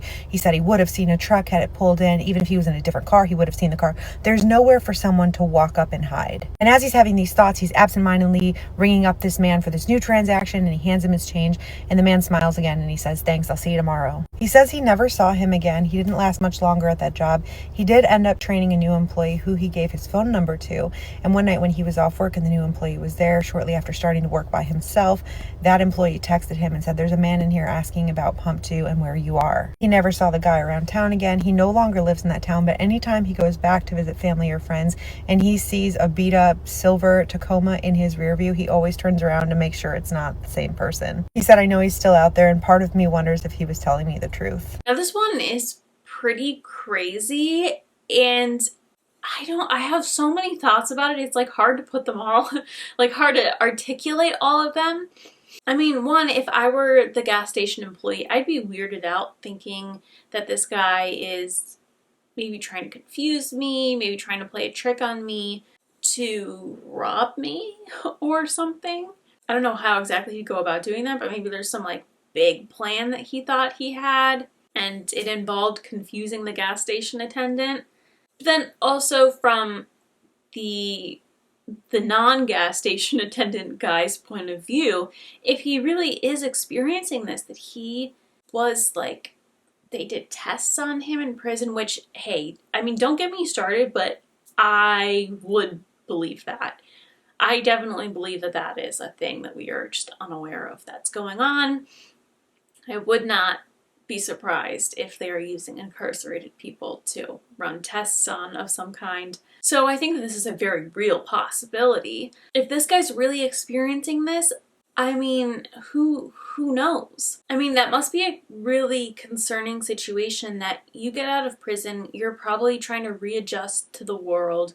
There's a lot of change in your life, and then you're also experiencing this really weird side effect from having some tests done on you while you were in prison. I don't think that is a recipe for success. It's like honestly giving Stranger Things just a little bit, like testing. It's honestly like giving Stranger Things just a little bit. Our next talk is by the user, themanifestportal. Okay, this is another glitch in the Matrix story, and this is actually a scary one. This actually more felt like a demonic attack. As you probably already guessed, I believe in all of that. I believe in portals, dimensions, different realms, different realities, demons, all of that sort of stuff. But anyway, so at the time of this Matrix glitch, I was reading a book with very, very heavy material in it. It was a woman who was telling her story and her experience with satanic ritual abuse and all of this sort of stuff that had happened to her. And in this book, she references a song that I had never heard of, and it's called Alice Doesn't Live Here Anymore. To this day, I've never listened to it because this story gives me chills. I had read that phrase in the book about that song the day that this happened, and that afternoon we were going to a barbecue. I think it may have been New Year's Day or something, and the friends that we were going to the house of, they had other friends over that we had sort of met before but didn't really know. So I was just chatting to the woman, and she was telling me a story about their kid, like a funny story. We're just laughing, and then her eyes glazed over and she turned to me and she said, Alice doesn't live here anymore. And I froze and I looked at her and I said, what did you just say? And she said, the glazed look disappeared, and she said, you know the song, Alice Doesn't Live Here Anymore, we should put that on. And because we have music and stuff playing, and I was like, oh, okay, I've never heard of that before. And then I excused myself to go to the bathroom, and I just sort of sat there for a little bit and freaked out because the subject matter of this book was so heavy, and the quickness that this had happened.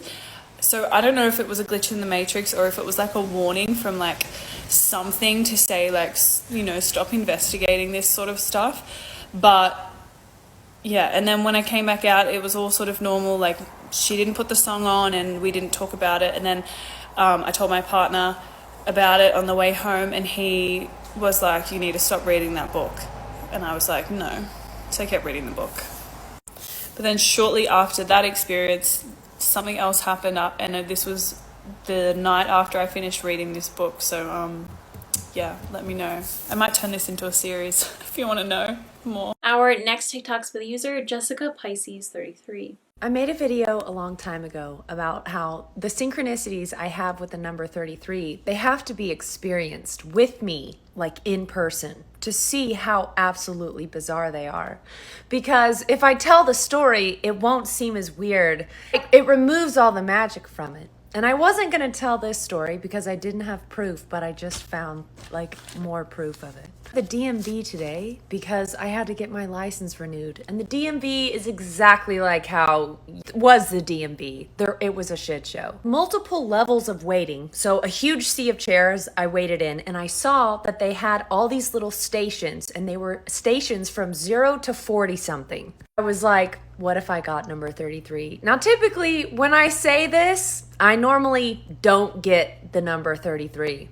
I get called. The guy was like, all right, ma'am, you're going to go to station number 33. And I was like, no freaking way. And for some reason, that made my heart start beating really hard. Well, I sat down. I start talking to the lady. And I tell her right when I sit down, I was like, this is my lucky number. And she was like, oh, okay, cool. Anyways, well, give me your paper. And I was like, okay. She's like, okay, that'll be $33. And I was like, no way. And I was like, oh my gosh, I went to go pay.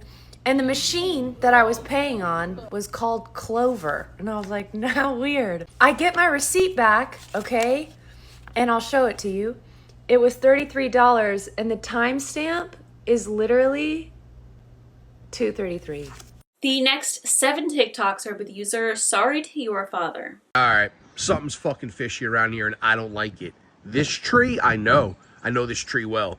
This fucking thing, that thing is not real. That's not a real fucking tree. It's not in any of my childhood photos, and it doesn't even show up on Google Maps. On top of that, I feel like it's been getting closer to me. I fucking went out there the other night and measured it 377 feet away from me. I measured it this morning, 345 feet away from me, and the motherfucker's getting closer. It's getting closer to me. Why?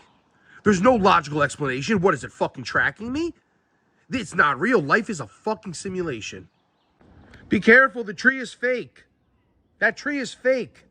Yup, just as I fucking expected. That thing is closer. You're not going to tell me it's fucking not. I already measured the distance from the porch to the fence. Here we go, exact spot. And we're going to walk it out. Same exact line as yesterday. Going to measure by foot and then do the math in inches. And then we'll figure out how many feet away it is. You guys can't tell me I'm wrong. Everything about this thing looks fake. It doesn't sound real. You hear that? Nah, something's not right about this fucking thing. It's not fucking real.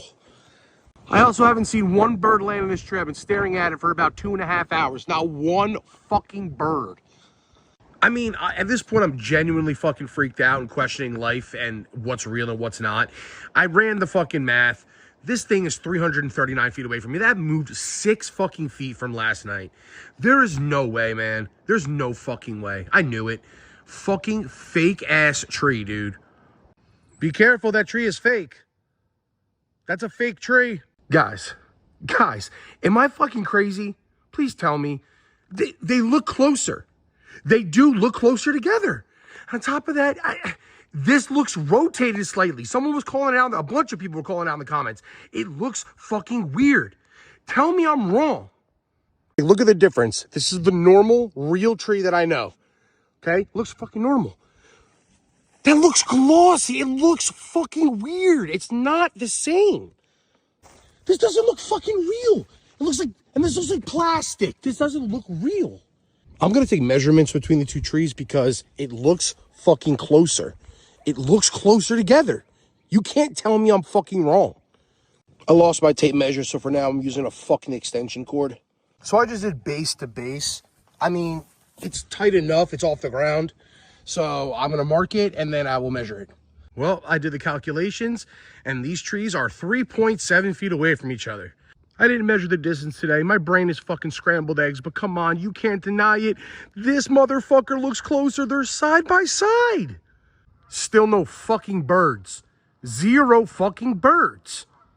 Guys, it's in front of this one now. It's in front. Oh my God. It did. It moved. There's no fucking way. All right, I'm going to measure the distance. Let's see this shit. I do have to say that I did receive a phone call this morning. And I was told that I need to stop filming this tree, which makes it even weirder. Anyway, let's measure this bitch. I got my giant fucking ball of yarn and a measuring tape. Let's do it. All right, time to run this yarn all the way to my yard. All right, got the yarn pulled tight in the same exact spot as I measured from the first video. Let's see where it's at. Guys, 337 feet. It moved 2 feet. I knew it. You guys knew it. This is fucking crazy. What is happening? And still no fucking birds. No birds. I'm sure you guys can tell, but I am super fucking passionate about this. Super fucking passionate. That tree's fake. Be careful. It's fake. I mean, come the fuck on. I mean, I think we can all agree at this point about that, but coming back to this now. This looks closer. I don't care what anyone says. Most of you agree. So I listened to the comments, put a tight piece of yarn going across. I'm going to come back tomorrow and let's see if it drooped up a little bit. All right, so I'll update you guys tomorrow on this fucking earth boner. Speaking of that, happy Earth Day. I knew it. I fucking knew it. Look at it blowing in the wind. Look at this. I had this thing so tight. Look at this droop. Look at the droop. This thing definitely fucking moved. At this point, I think it's time to give this fucking thing a name. It needs a fucking name. So I guess comment down below names and I'm going to pick one. I just can't believe this. I really can't fucking believe this. This is actually fucking insane. And you could go back to the other video and look. I didn't change anything. I left it exactly like this. Nothing has fucking changed. I don't know. I feel like I have to keep a fucking eye on everything now. Like the ground looks disturbed. I feel like the roots are sticking out more. Like I'm really, honestly, fucking weirded the fuck out. Measuring from the same exact spot, pulled tight, right across. Let's see what it comes out to. Just measured it out, 3.2 feet. This shit moved 5 inches. I'm gonna leave the yarn up. I'll check it out tomorrow and we'll see where the fuck it's at. Why are more people not freaked the fuck out that there are no fucking birds? I'm constantly staring at this thing. No birds. All right, fucking tree bird. Let's see what we're... No way. No fucking way. Yo, the yarn is fucking broken. There's no way. There's just no fucking way. I mean, at this point, my brain is fucking scrambled eggs. Let's fucking measure this bitch. All right, same exact spot, tight yarn, and we're gonna measure. Look at this. Look at this. This looks different. This is absolutely fucking wild. Just measured it, 3 feet 5 fucking inches. It moved away 3 fucking inches. Fucking tripped out. I don't trust the yarn at all anymore. That freaked me the fuck out. I'm gonna leave this fucking rock here. I'm gonna leave this rock here and let's see if the rock fucking moves. How about that? Oh, and you know, just been looking up for the past, 17 fucking minutes. No fucking birds. Never any birds. All right, I gotta give you guys a fucking update because some weird ass shit is going on. The rock fucking fell. I'm telling you guys, this shit is fucking moving. All right, guys, so this blew up way bigger, way faster than I could have ever fucking imagined. And honestly, I've been getting some fucking calls. I had someone show up at my house, and this is just really getting out of fucking hand at this point. They've been telling me that I need to stop filming this fucking tree. And honestly, it's getting to the point now where I'm genuinely freaked the fuck out. That's why I'm out here at night filming in the fucking rain. I can't say who called me or who came to my house, but what I can say is that I feel like I'm being fucking watched, and I feel a lot of pressure. It honestly feels fucking weird just being out here doing this right now. So I'm going to keep you guys updated on Treebird when I can. Now, this has been kind of going viral recently, and there are a few theories about this. One is that he's crazy. 2 is that it's fake and this is, just for entertainment purposes. 3 is that this is a glitch in the matrix. And 4 is that the tree is actually moving. I mean, we all know that trees are living things. All plants are. And they react to things. I mean, there's science proving that when you say nice things to plants, that they tend to do better than if you're saying mean things to plants. You can see in time lapses how they follow the sun, like they will move just minusculely that you can't see unless it's a time lapse, but they will move like a decent amount during the day to follow the sun. I mean, they're living things. However, with a tree, it has a root system, for it to be like it's pretty stuck in there. While it, maybe the branches and the leaves can move and follow the sun and whatever, I feel like a tree is pretty stagnant because it's, again, there's a root system. It's like stuck in there. It's rooted into the ground, literally. So for a tree to move, that is insane. He definitely proves that there is something going on between the rock and the string, but we're not seeing this 24/7. We can't confirm or deny whether or not he's changing anything to make it look like something's moving.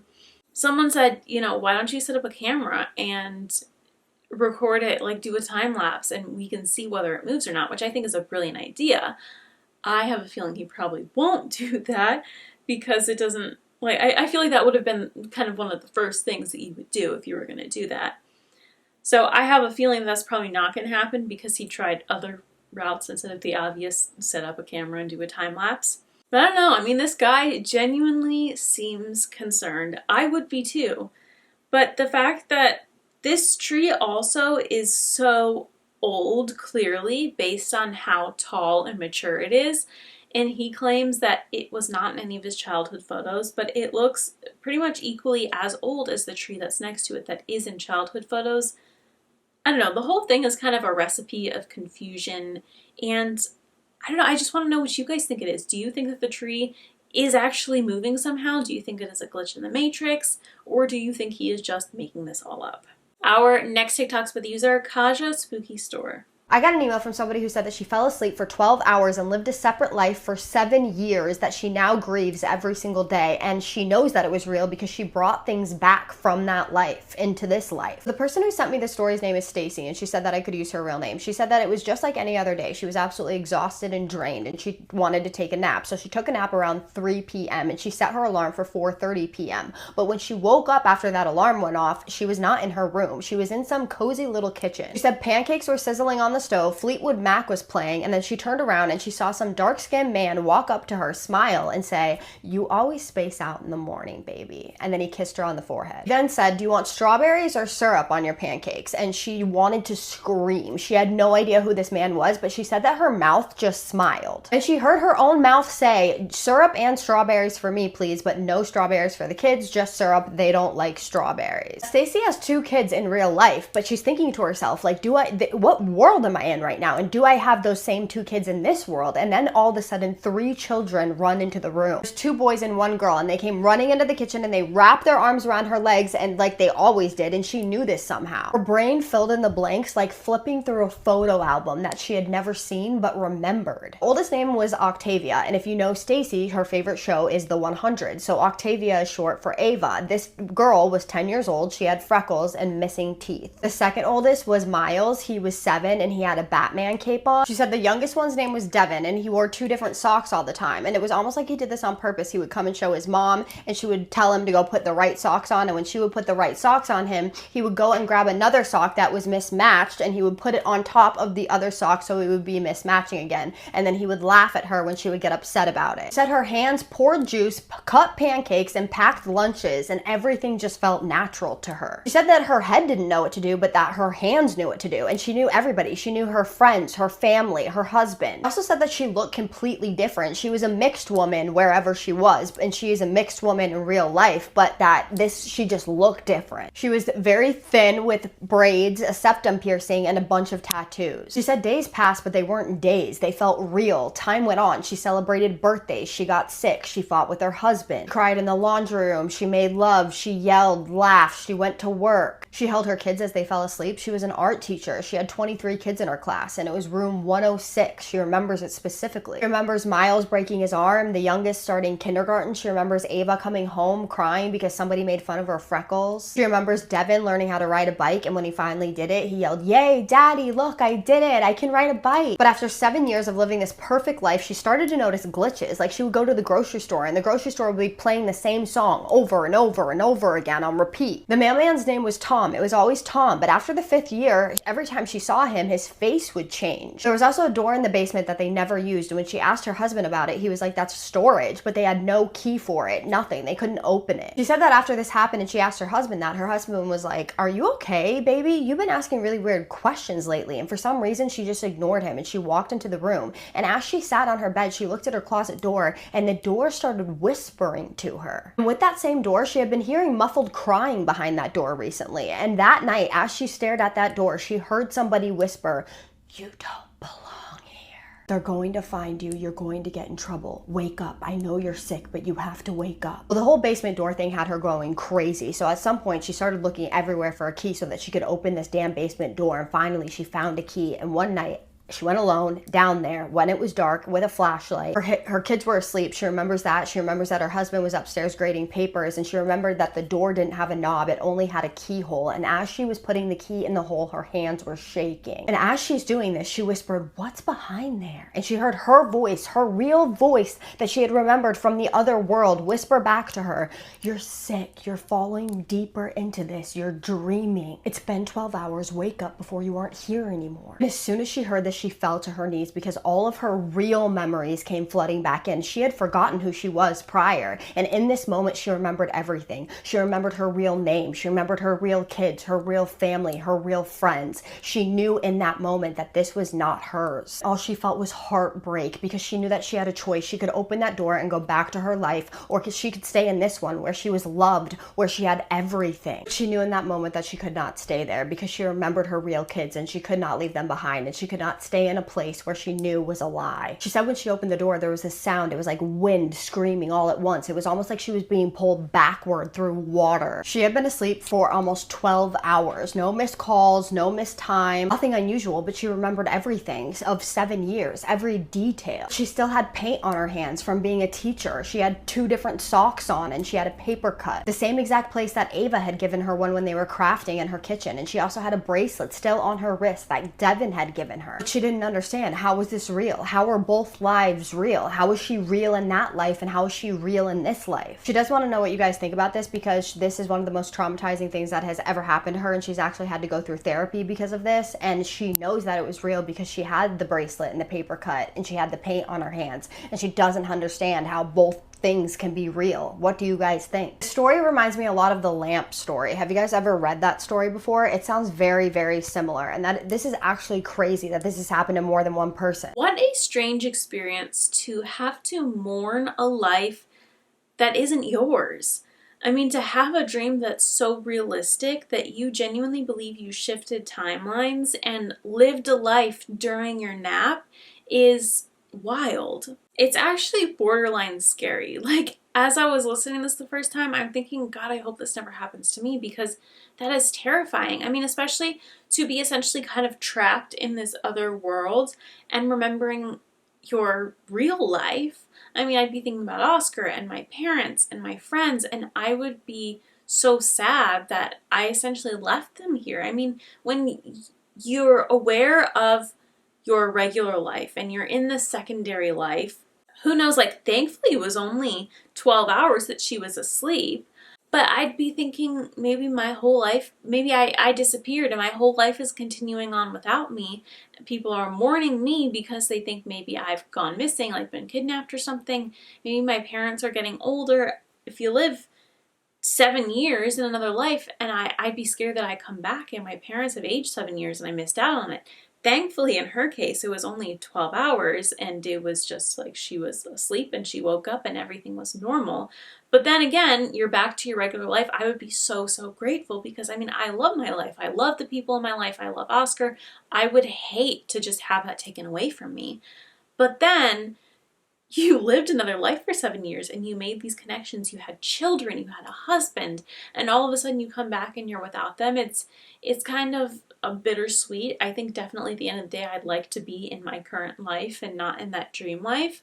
But that must be such a weird feeling, having to navigate all of that. And bottom line is, I really do think she must have jumped timelines somehow and lived there for a while she was dreaming. And I mean, time's a wacky thing. Like I said, it's all happening at the same time, yet somehow she lived 7 years in 12 hours. I don't know. Our next TikTok is by the user inikkivalentine. But let's talk about how I learned the hard way, personally, that there are actually infinite timelines and multiple quantum versions of you, because I died in a car accident when I was 17. Let's talk about it. So, I have never told this story publicly. When I was 17, I didn't have an understanding of quantum mechanics at all. So for the last 20 years, I have thought I was crazy. It is part of the reason I have done such deep and extensive spiritual seeking and rabbit holing over many years, because I was really trying to understand what happened to me and know that I'm not crazy. And guess what? I'm not. And now that I know that, I'm going to go ahead and share it with you. Here is what happened. And I was on my way to church for a youth group meeting. Could you believe that? I know. So I was in the front passenger side. One of my friends was driving. There was another girl in the back seat behind the driver. We are going through a green light in front of a fire station. We're going through the green light at about 30. A stolen car runs the red light, 50 miles an hour, slams directly into my door. The car turns, he keeps going. It's a hit and run. Now, here's where this gets interesting. Impact happens. Of course, my door is crushed. My window breaks and all falls in. And I remember when the car stopped moving, and I will never forget this. It gives me the chills. I remember everything went black, and not the kind of black like when you close your eyes, the absence of anything. I couldn't even call it darkness because that would imply that there was some kind of other light. There was nothing. When I'm talking about nothing existed, nothing except for the sound of my voice through a thought that said, oh my God, I'm dead. And that's actually the tone in which my voice sounded to me, like unbothered, not fearful, not sad, just a, oh shoot, okay, that was deep. When I'm talking about smooth. And within 2 minutes of me being in the void, I came back to the car, but with my eyes closed. And that's what's interesting is I instantly knew I was back in my body, and the darkness I was seeing was my eyes closed because I could hear traffic, I could hear people yelling, I could hear EMTs trying to open my door. Here's where it gets even crazier, okay? As I came back into my body, I remember noticing that, and my eyes were still closed, and my first thought was, oh shoot, I'm not dead? Okay, then my glasses must be broken into my eyes because I wear glasses, right? I open my eyes, the glasses aren't broken, and I'm like, how the hell is that possible? Before I could even complete that thought, EMTs are snatching my door open and screaming at me, don't move, don't move, don't move, don't move.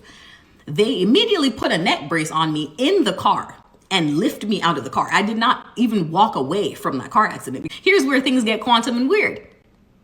I remember that.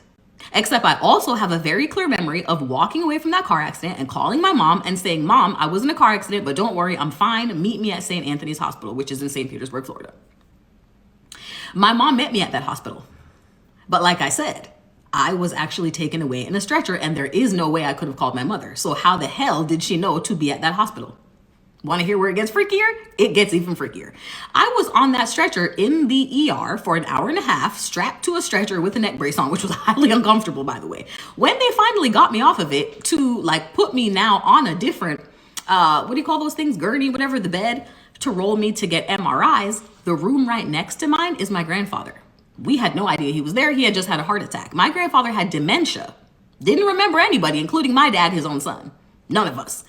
He sat up in that bed, and I will never forget it. He sat up like this. He went, he looked like he had seen a ghost. Mind you, I said he would have no way of even recognizing me. And he just went through a major medical intervention, his darn self. Long story short, they rolled me to get MRIs. They released me from the hospital and tell me I have a chest contusion, but I'm fine. Went back to work 2 days later like nothing happened. But actually something did happen. Within a week of that, I quit my service club and I quit my dance team. And that is significant because this was the senior year, second semester. So I was on these teams and clubs all the way through high school, and literally the semester that matters most, the very end, I just quit like that. And remember I told you I was the president of my service club. Quit, didn't care. I changed so much that my mom sent me to therapy. And again, Jamaican mom sent me to therapy at 17, not typical. That therapist told me I was bipolar. I rejected that because I knew I wasn't. I went to a therapist in college a year or two later. She tried to tell me I was bipolar. I knew that was not correct. For 20 years, I have been thinking that I made this up. And I finally asked my mother earlier this year without any leading questions. I said, Mom, what do you actually think happened in that car accident? She goes, oh, you died. I hadn't told her any of this. I hadn't told her my theories, nothing. She was like, because, and the reason I know it is, there's no way you could have called me. But you did. One version of you called me, the other version of you did not. And that's just very simple. And once I learned about the idea that we all have infinite quantum versions that are slightly different based on slightly different circumstances and choices. This is actually why you have deja vu, because you're connecting with another version of you in another timeline. That I'm not crazy. And I did die. And I did go to the void. And I came on back. And now I'm here. And I came back with some extra stuff, but we'll talk about what that is in the next video if you want to hear it. I just had to share this to come out of the spiritual closet because there might be somebody else who this happened to, who was raised in the church, who was told it's demonic, nothing happened to you, you're crazy, you're bipolar, maybe you even started taking the medication. And I want to tell you, you're not nuts. If you think that happened to you, it did. Because it can. Because our souls exist without our body. When I heard my voice go, oh, I'm dead, it was my voice and my thoughts without me. This didn't exist. It was gone. But my consciousness still remained. So that is a thing. So I'm just making this video to let you know you are not crazy.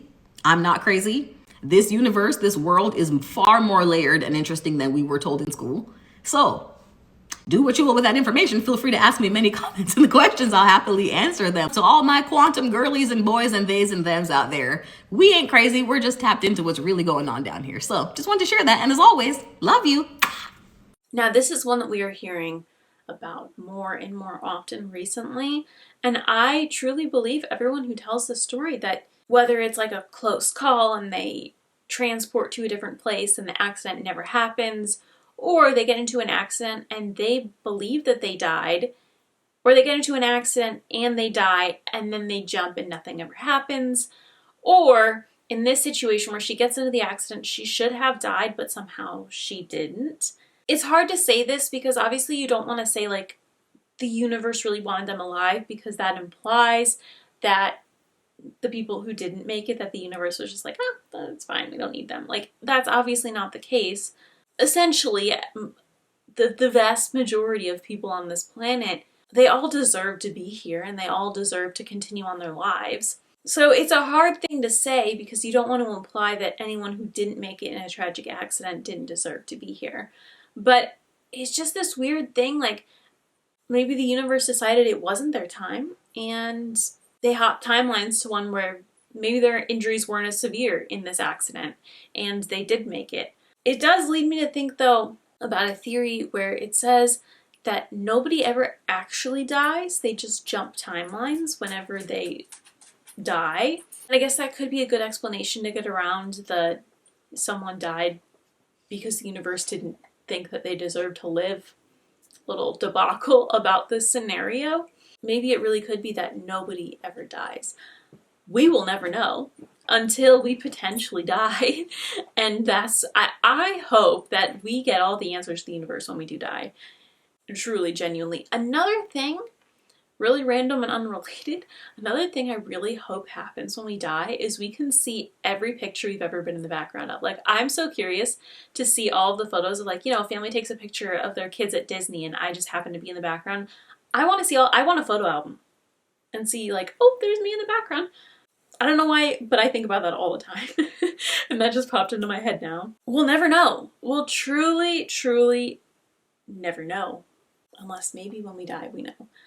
But as long as we're here on Earth, we will never know how that all works.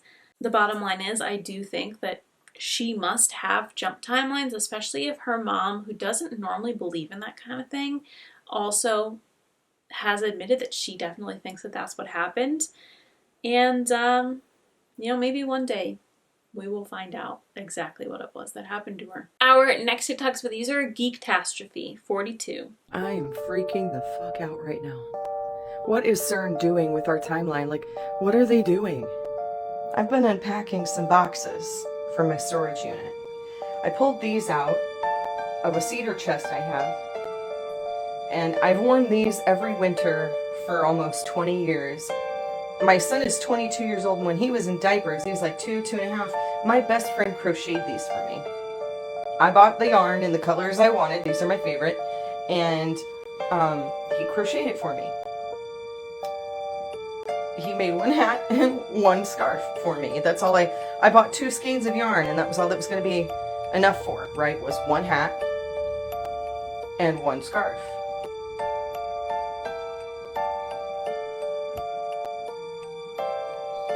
What the fuck is happening? This, as you can clearly see, is a second hat, and they look different. They look different, but I don't remember this one. I remember this one because it had these weird lines where it started to separate at the bottom because he was running out of yarn. I don't remember this one at all. And what's really freaking me out is that I messaged him about it. It's like, hey dude, listen, I need you to remember this event for me correctly, okay? Because I'm not sure I am. He said, well, what's going on? And I said, remember that scarf and hat you made for me? The one in the fall colors, and I bought the yarn. And he's like, yeah. And I said, what exactly did you crochet out of all of that? And he said, I made you one hat and one scarf because that's all you asked for, and you only gave me 2 skeins of yarn. I was like, that's it? One hat and one scarf? And he said, yeah, that was all you gave me enough for. I said, you didn't make me 2 hats? He goes, no, I would have needed a whole nother skein of yarn for that. So then I showed him what was happening with the hats. And he goes, what the actual fuck? He doesn't remember making a second hat either. I just found my own personal Mandela effect in the Matrix, and it's bothering me. What are they doing to time? What I really think is interesting is that the 2 hats are different. It's not even like it was the same pattern for the hat. Whoever made this hat used a completely different pattern for it. And I say whoever made this hat, maybe no one actually made the hat. Maybe in a different timeline someone did make the hat, and somehow it fell through the gaps into this timeline. Maybe it just made itself and appeared. I don't know. We'll never know. I kind of hate that about these videos, that I see all these crazy things and I'm sharing them with you guys, and my answer is, at the end of the day, I really don't know. We have a hunch, but we don't know. It is really, really crazy though. The hats are so different. It's not your typical duplication glitch. Kind of similar to the gloves, where the writing is in different spots. It is not an identical duplication glitch, but it is some kind of duplication, it seems. Our next TikToks for the user are thegreenemanor. Okay, I am experiencing the weirdest glitch in the Matrix right now, and we all know weird stuff happens in my house all of the time, but mainly upstairs, and right now I'm downstairs in our bedroom. I've just spent the last 3 hours deep cleaning our room, okay? That is dusting every surface, wiping the walls, cleaning out every drawer, new bedding, reorganizing everything, okay? That's an important thing. I'm on the last details. I'm like, let me fill my humidifier. But I realized that it has a little gap right here, so it's not sitting right. And I'm trying to fix it. I'm like taking it off and on a bunch of times. I'm messing with it for like 10 seconds. I take it off fully. And as I get it off, I hear something like fall to the ground. And it's this, and it's like, and I didn't know what it was, Autumn. I couldn't even find it at first. I had to like really look because it was blending in. And I'm like, this is so weird because I know exactly what this is, but it doesn't make sense. So I have this hook, and when I bought these hooks, it was literally like 10 years ago. I bought them for our first house where we lived for 7 years. So I've had them for at least 10 years. They came as a pair, but the pair, or the second one, broke while we lived at our last house. So it broke like probably 3 or 4 years ago. I know this is the hook. It's exactly the same. Not to mention, I saved the other piece because I was just bummed out when it broke, and I think it looks cute. So it's been sitting next to my grandparents for the last 2 years, ever since we bought this house. It has been there on this mantle the whole entire time. Okay, you can even look back on my videos. Not that I show our bedroom much, but you could find a video and see it sitting there. So I'm like, why would I have this hook? This broke like 4 years ago. I wouldn't save the hook. I know I didn't. And even so, why would it survive the move to this house as well? I've lived here 2 years. I deep clean our bedroom all the time. I've been deep cleaning it for the last 3. I would have found this by now. You know what I mean? And where did it come from? Where did it come from? I was just trying to do my humidifier, and it just, what? Like, that makes no sense. So I'm actually going crazy. I know I sound like I have no chill right now. It's because I don't. Because why would this be here? Someone explain. Our next TikToks for the user, snacklikeachamp. Okay guys, I think I discovered a glitch in the simulation. Look at this Cocoa Pebbles box versus this Cocoa Pebbles box. Maybe I should buy it. It might become a collector's item someday. Very sorry to burst her bubble, but I do think that the printer was probably low on ink. I mean, that's what my printer looks like when it's low on ink. And because it's not actually an issue with the food, I think that it would be perfectly acceptable for them to be like, oh, this is low on ink, this box is a little wonky, but we'll put it out anyway because it doesn't affect the quality of the food at all. While a glitch revolving around Cocoa Pebbles would be absolutely fascinating, I do not think that that's what this is. Our next TikToks for the user, Wyatt Ian. Okay, so I want to talk about alternate realities and timelines really quickly. If you're new here, hi, hello, I'm the guy that's being haunted in his 110-year-old apartment building, but we're not here to talk about ghosts today. You might have heard of the popular Reddit story, The Red Lamp, where a man was living, his life with, he had a wife and children and blah, blah, blah. And one day he noticed that a red lamp in his living room didn't look quite right. And he basically came to realize that nothing around him was real. And he didn't have any of it. And that happened to me. When I was, I think, 21 or 22, I went to bed one night and I woke up and I went about my day and I went to college again and I found a boyfriend and I started a career and we got married and we had children and we had a beautiful, beautiful life together. And it was so full of detail. And I loved my life. And I woke up.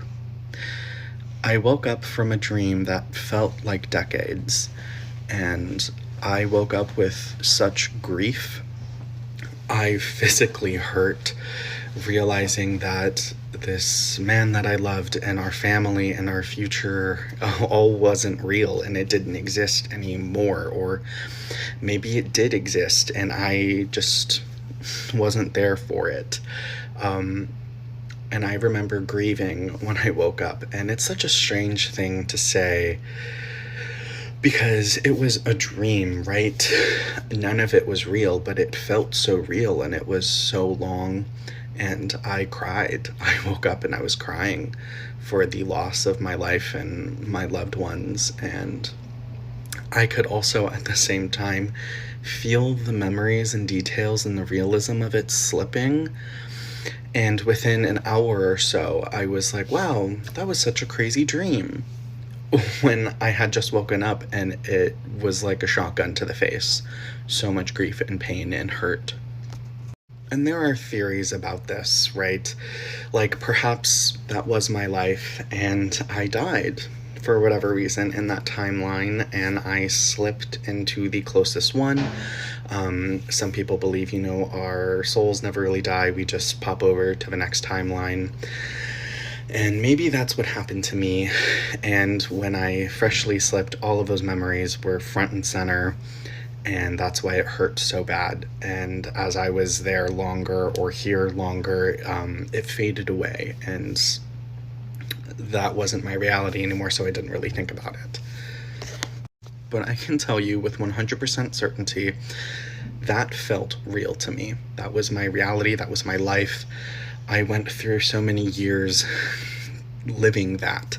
And it may have just been a dream. It may have just been a couple of hours while I was sitting there, or maybe it was something else. Maybe it was my life and what it was someplace else, and then I was forced into this version of me.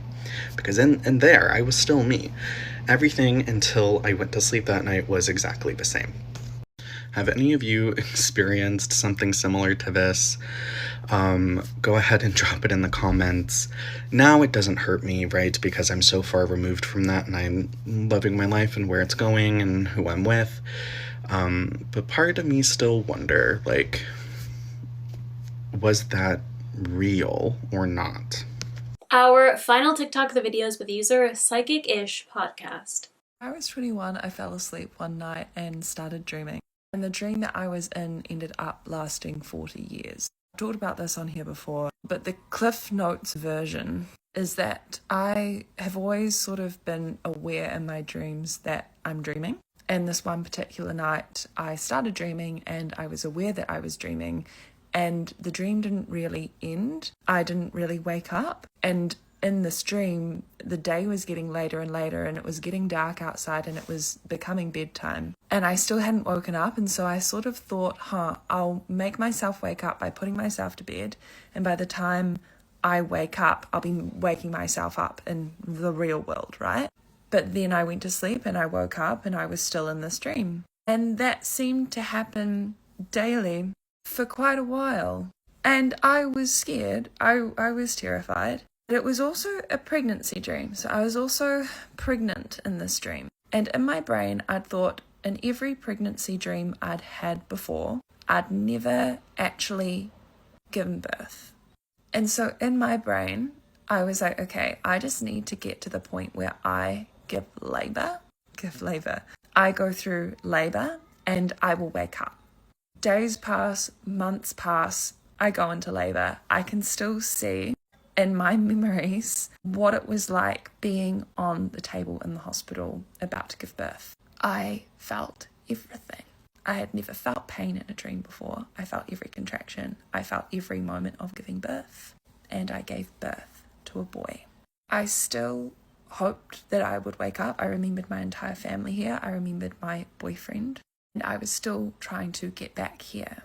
But after my son was about 2 years old, I accepted that I would never really come back. So I just sort of accepted my life. I ended up living right up until my son's 40th birthday, where I remember I had this house somewhere in New South Wales or Sydney, and it was a 2-story wooden house with like terrace decks around both levels and lots of dark green foliage in the backyard. And I was holding a birthday party for him, a surprise birthday party for his 40th. It's interesting because I can even see him in my mind's eye now as I'm talking about it. And I had this table set up for him, and his wife is there and his 2 kids are there, and I pop inside to get something and I wake up. I'm back in my bed as a 21-year-old. 8 hours had passed and I'm just lying there. So I didn't think I'd get emotional after all this time, but I'd just lay there, and yes, I was like very happy to be back, but I was like, where the fuck is my son? And I had to get myself together. I had a lecture in 2 hours.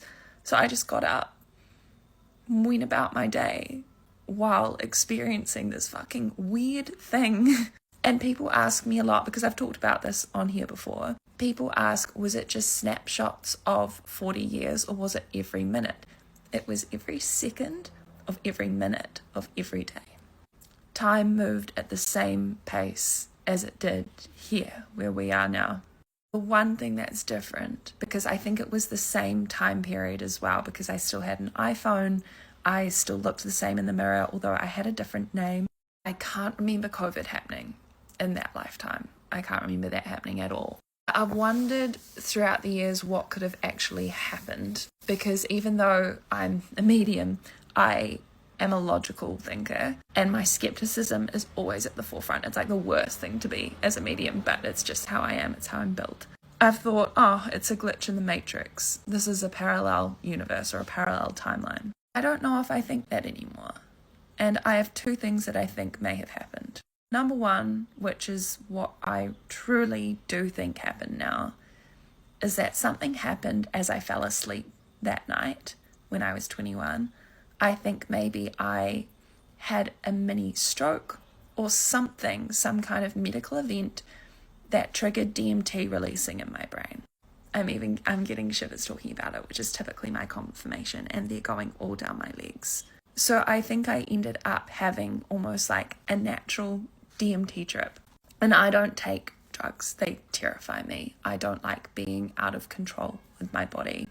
That stemmed from being a medium and having things happening that I don't like as a kid. So I don't do that.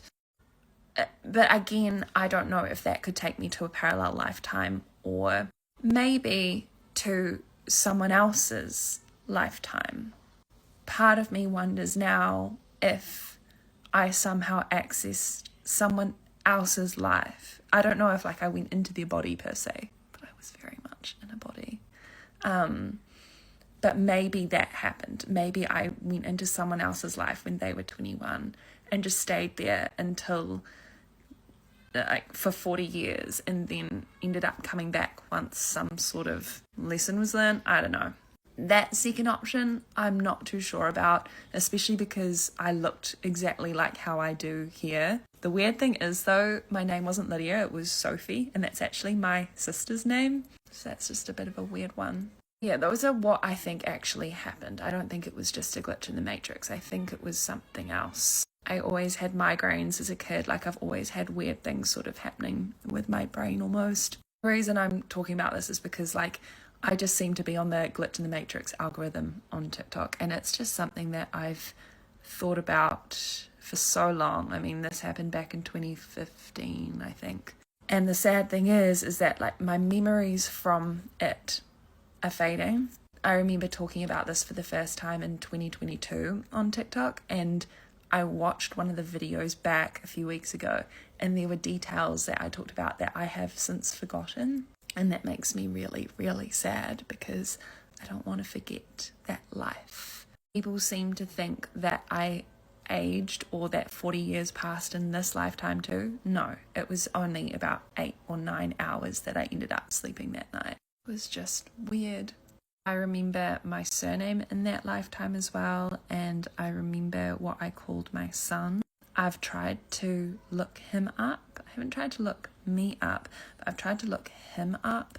But his name is very, very similar to, I guess, like an actor now that's sort of, at the time, he wasn't an actor, like he wasn't in anything, but as of a few years ago, he was sort of starting to get on the scene, and now I'd say he's kind of rising. He'd be like a C-list actor, I'd say. So if I ever try and Google him, only news articles come up about that actor, and he's not that actor. But I know that he ended up moving to the Gold Coast or that area, and I remember his wife's name being Melissa or Michelle. I didn't work when I had him. I raised him all on my own. I didn't have a partner. I think I must have had like some kind of family money, but I didn't have anyone, so I don't think I was in touch with my family. And then I remember like when he went to college or when he moved out of home, I got some kind of like receptionist work, but all I really did at that time was paint. All I really did throughout his life was paint. Hello? Hi. But I haven't dreamed about him since, and I've only had about 3 more dreams where the dreams themselves have lasted a few days. So I've gone to sleep in the dream, woken up, gone to sleep, woken up, but then ended up actually ultimately waking up. So that's a relief, but I don't like that they've happened more than once, but it's just never been at the same scale of like 40 years. This is another one. It really seems like an actual nightmare. I mean, you're leaving your life that you love so much. I mean, hopefully you love so much, and you're in this new place and you have to adapt because essentially it's like survival. You have to adapt and fit in with this new life that you have found yourself in through a dream or a glitch, whatever it may be. As we always talk about, I believe dreams can allow you to access alternate realities, which I believe is what we're seeing here. So it's like you have to grieve and adapt and figure out what's going on all at the same time, and I feel like that is a lot to put on someone. And then you eventually come to terms with this life, because what other choice do you have? And you create these connections, and then all of a sudden it's ripped away from you. And yeah, I mean, imagine having a child, and especially like she said she remembers giving birth, and then like you have this child from the very beginning, and you experience this life, and then all of a sudden you're back to your regular life, which you're grateful for, but now you miss your son that doesn't actually exist, or maybe exists in a different timeline. So crazy. Like, this genuinely seems like an absolute nightmare scenario for me. But that is all I have for today's video, guys. Let me know any of the thoughts that you had on the TikToks I showed you today. Feel free to tag me in any TikToks that you come across that you want to see me include in a future video. I just went through a ton of mentions the other day and saved a bunch of TikToks for future videos. My username on TikTok, if you want to tag me in anything, is at @AbbeyStorySubmission. The usernames for all of the creators that I included in this video will also be down below. What is also down below is my Instagram and TikTok links. Please check those out if you have those platforms. Please follow me on there. I do post a decent amount on my story, just like little life updates. So if I'm not actively posting on here, you can still kind of keep up with me there. I also do spooky makeup content on those platforms. Fingers crossed I'm going to be able to push myself to get a couple looks done next week. I'm really, really hoping I'll be able to do that. So, like I said, please check me out on those platforms. I love having you there. If you guys like this video, please be sure to give it a big thumbs up. I will pop a couple of video suggestions on the screen for you to watch next. Please click the subscribe button down below and turn on post notifications so you never miss a video. I post Sundays and Thursdays at 2 p.m. Pacific Standard Time, 4 p.m. Central Time. And as always, thank you guys so much for watching. I hope you enjoyed this video, and I will see you next time. Bye.